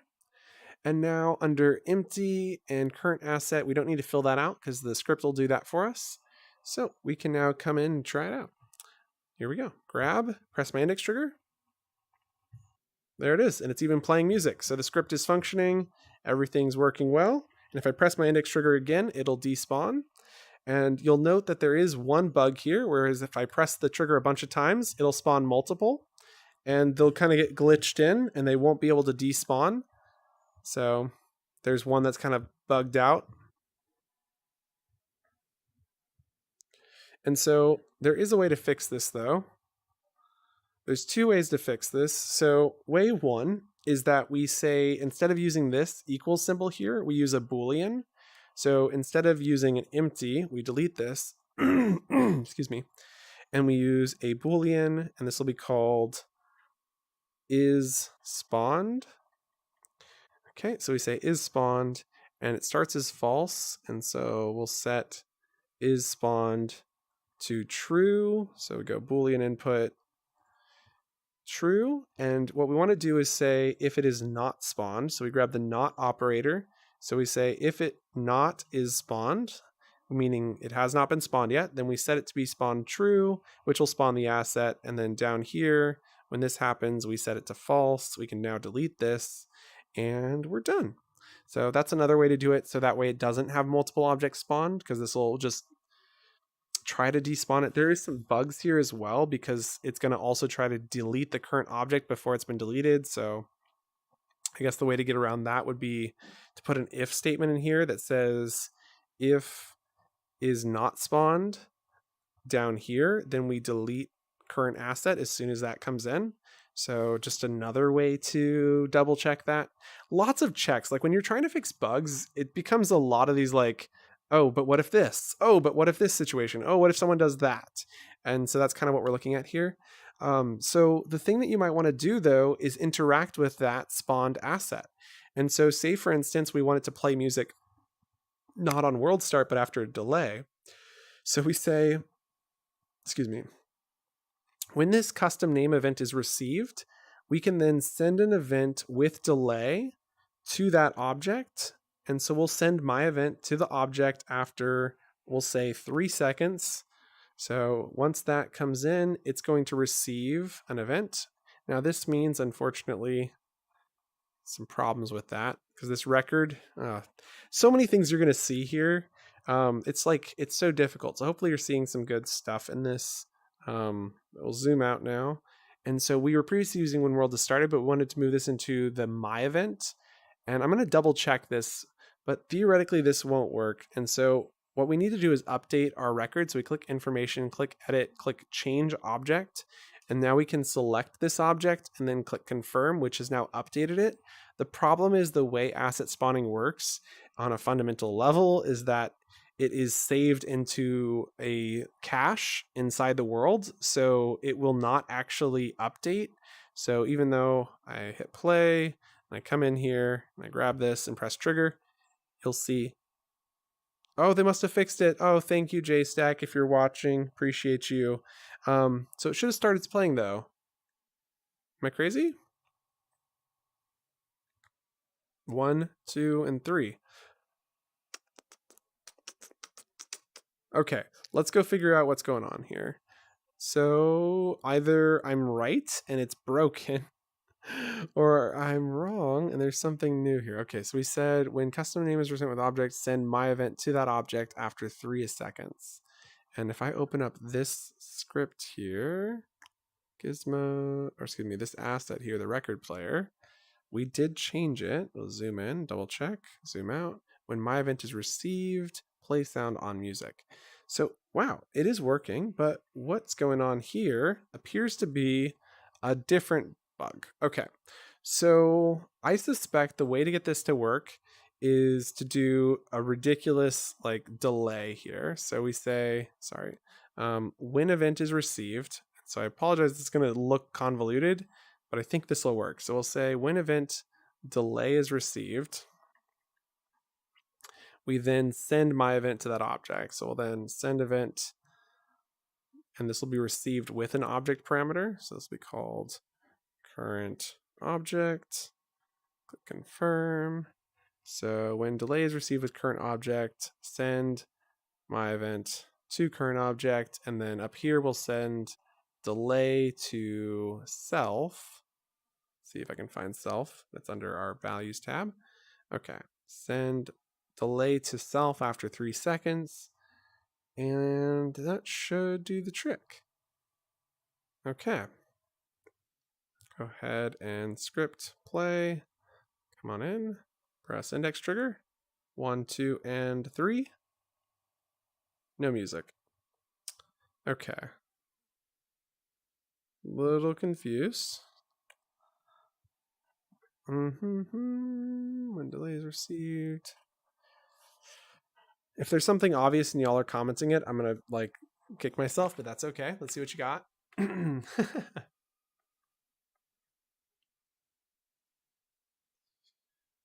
Oh yeah, that would be super nice, Jackal. Thank you. I'd appreciate that. Oh, hey, just ask Carlos. Great to have you. Great to have you. Did you know that Horizon Live is starting in 20 minutes? Because I did. Oh, you just did that. Yes, yes. Um, yeah, I'm not sure why it's not letting me send events. There could be just a new bug that I haven't experienced yet. Um, my understanding is you had to send a delayed event, which is why it originally sent a delayed event. So let's just double this delay up. So we'll send it to the. Oh, right. Nope, that's fine. That's fine. Send delay to current object after 3 seconds. We'll set this to be 1 second. Set this to be 2 seconds because I'm impatient. Send delay to cylinder 1 second. And then what we want to do is also just debug print that this stuff is happening. So we're going to debug print the number 2. Why not? And stop, play, spawn in, grab, index trigger. 1, 2, and 3. Okay. So with that not working, my suspicion is that we need to do what I had previously suggested, which is that we need to recreate the asset. So we go in here and create a new asset called record 2 and click create. And so this will include the updated script. Okay. And so the last thing we need to do is update the record. So we'll go in here, grab record 2, and drop it right there. Perfect. Okie dokie. So we'll go ahead and script, play, come on in, grab that, press index trigger, waiting for that to clear. All right, we'll press index trigger.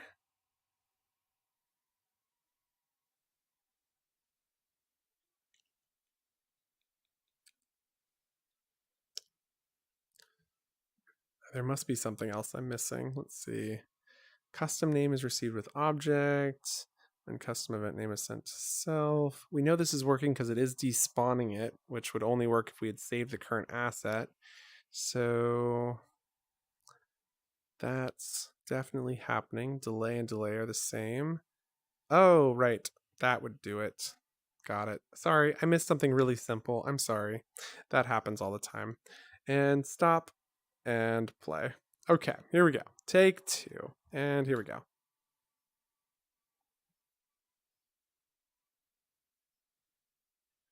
Record. I fixed it. You upset with me? 1, 2, and 3. Okay. I'm not sure why that's not working, because we did fix that. We send delay to the current object. We are getting the delay event, so that's being received, so we can delete the debug print. We can then say send event to object without delay. Send. Oh, we were sending delay to the current object rather than my event, of course, of course. Well, let's try sending just an event. And I want to try doing this first. Let's try that first. Yeah, testing with things that are finicky is difficult. 1 and 2 and 3. Nothing. Okay. And so then what we wanted to try and doing was drag this into here, drag that down, stop and play. Try that again. 1 and 2 and there it goes. Okay.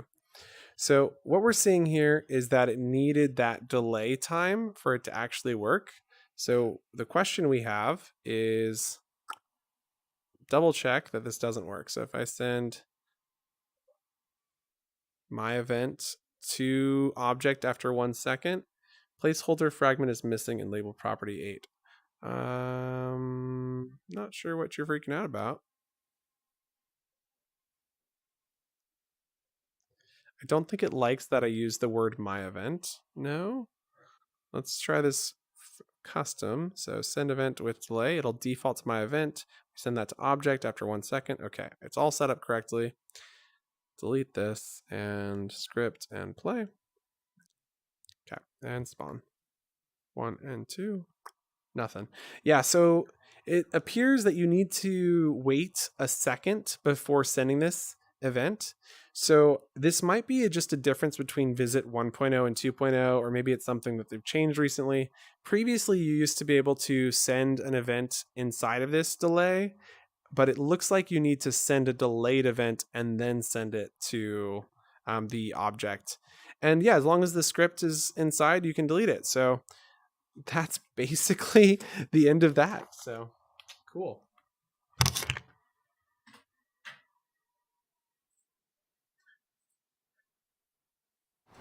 Ooh. We're back. Oh my goodness. Well, I've answered all the questions that I can for today, but I can't thank you guys enough. If you just joined and want more, just scroll back to the beginning of this. We've been going for a couple hours now. It's been an amazing couple hours. We're here at the 3-hour mark now and just had a blast. I look forward to doing more of these in the future. Remember, 4 o'clock Pacific, 7 p.m. Eastern. And right now, Oculus is starting his live stream. So it's starting in 15 minutes. If you want to get into Horizon Live and actually be a part of the event in person, you need to go now.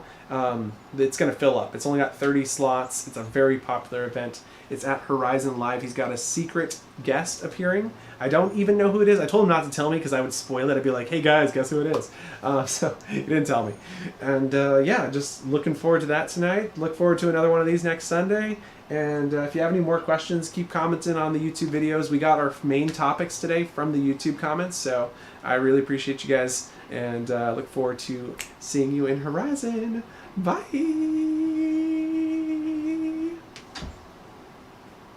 Also, drink your water.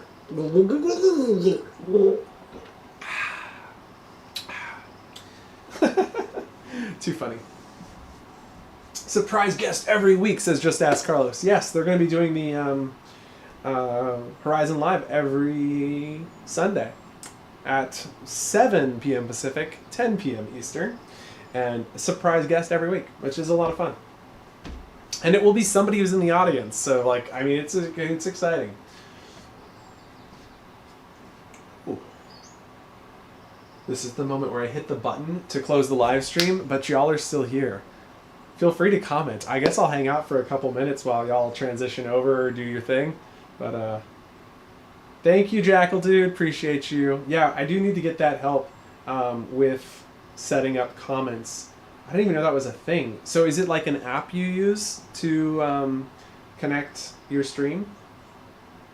Is that what you're doing? Is it like some sort of like plugin that overlays in OBS, I assume? Thank you, Pat. Thank you. Like Google search OBS overlay. We'll be streaming on Vidyuu nights in 13 minutes. That's right. Good job, Oculus. Keep plugging. I posted a link just a few comments up, so feel free to go click on that. Don't forget to subscribe. We're only 50 subscribers away or so. We're getting really close, so very exciting.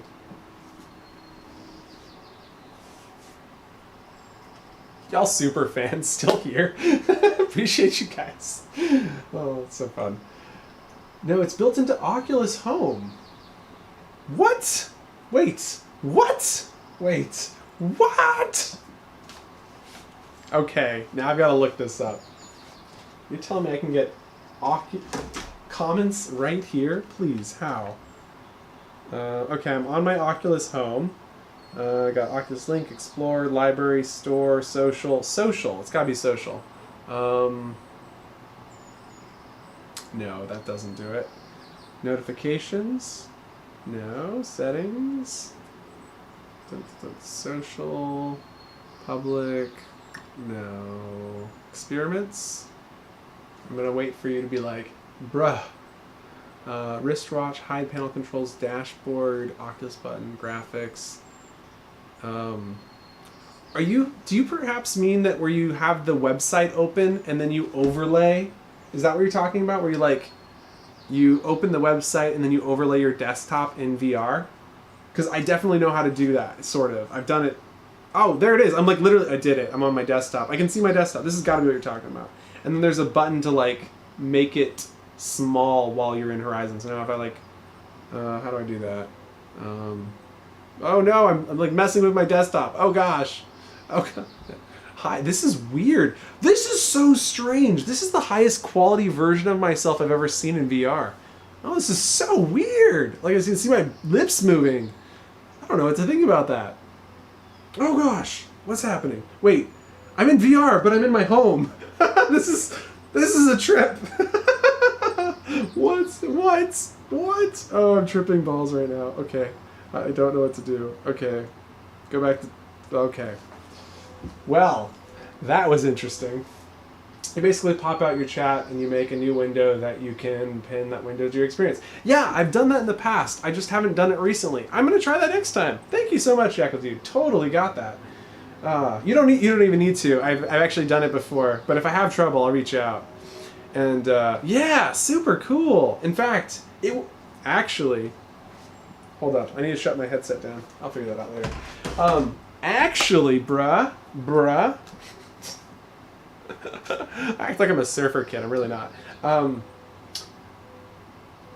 What would be really cool is if we collabed on a video. So if you wanted to show somebody like setting up their desktop and streaming, I know it's a request I hear a lot of people ask about, is like, how do I stream, etc. So if you wanted to show like somebody a tutorial on doing OBS and adding your comments to the stream, I would love to make a video with you on it and post it. And we can do all the editing too, which I know is the hard part. So if you wanted to just film it, I can send it off to my editors and then we can get it posted to the Vidyuu channel.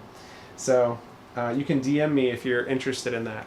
And I think I gave you my DM, but again, it's alex.d.chandler, and that's on Messenger.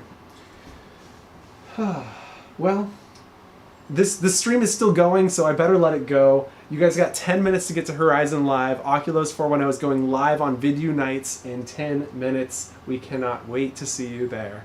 We'll see you in Horizon. Bye for reals.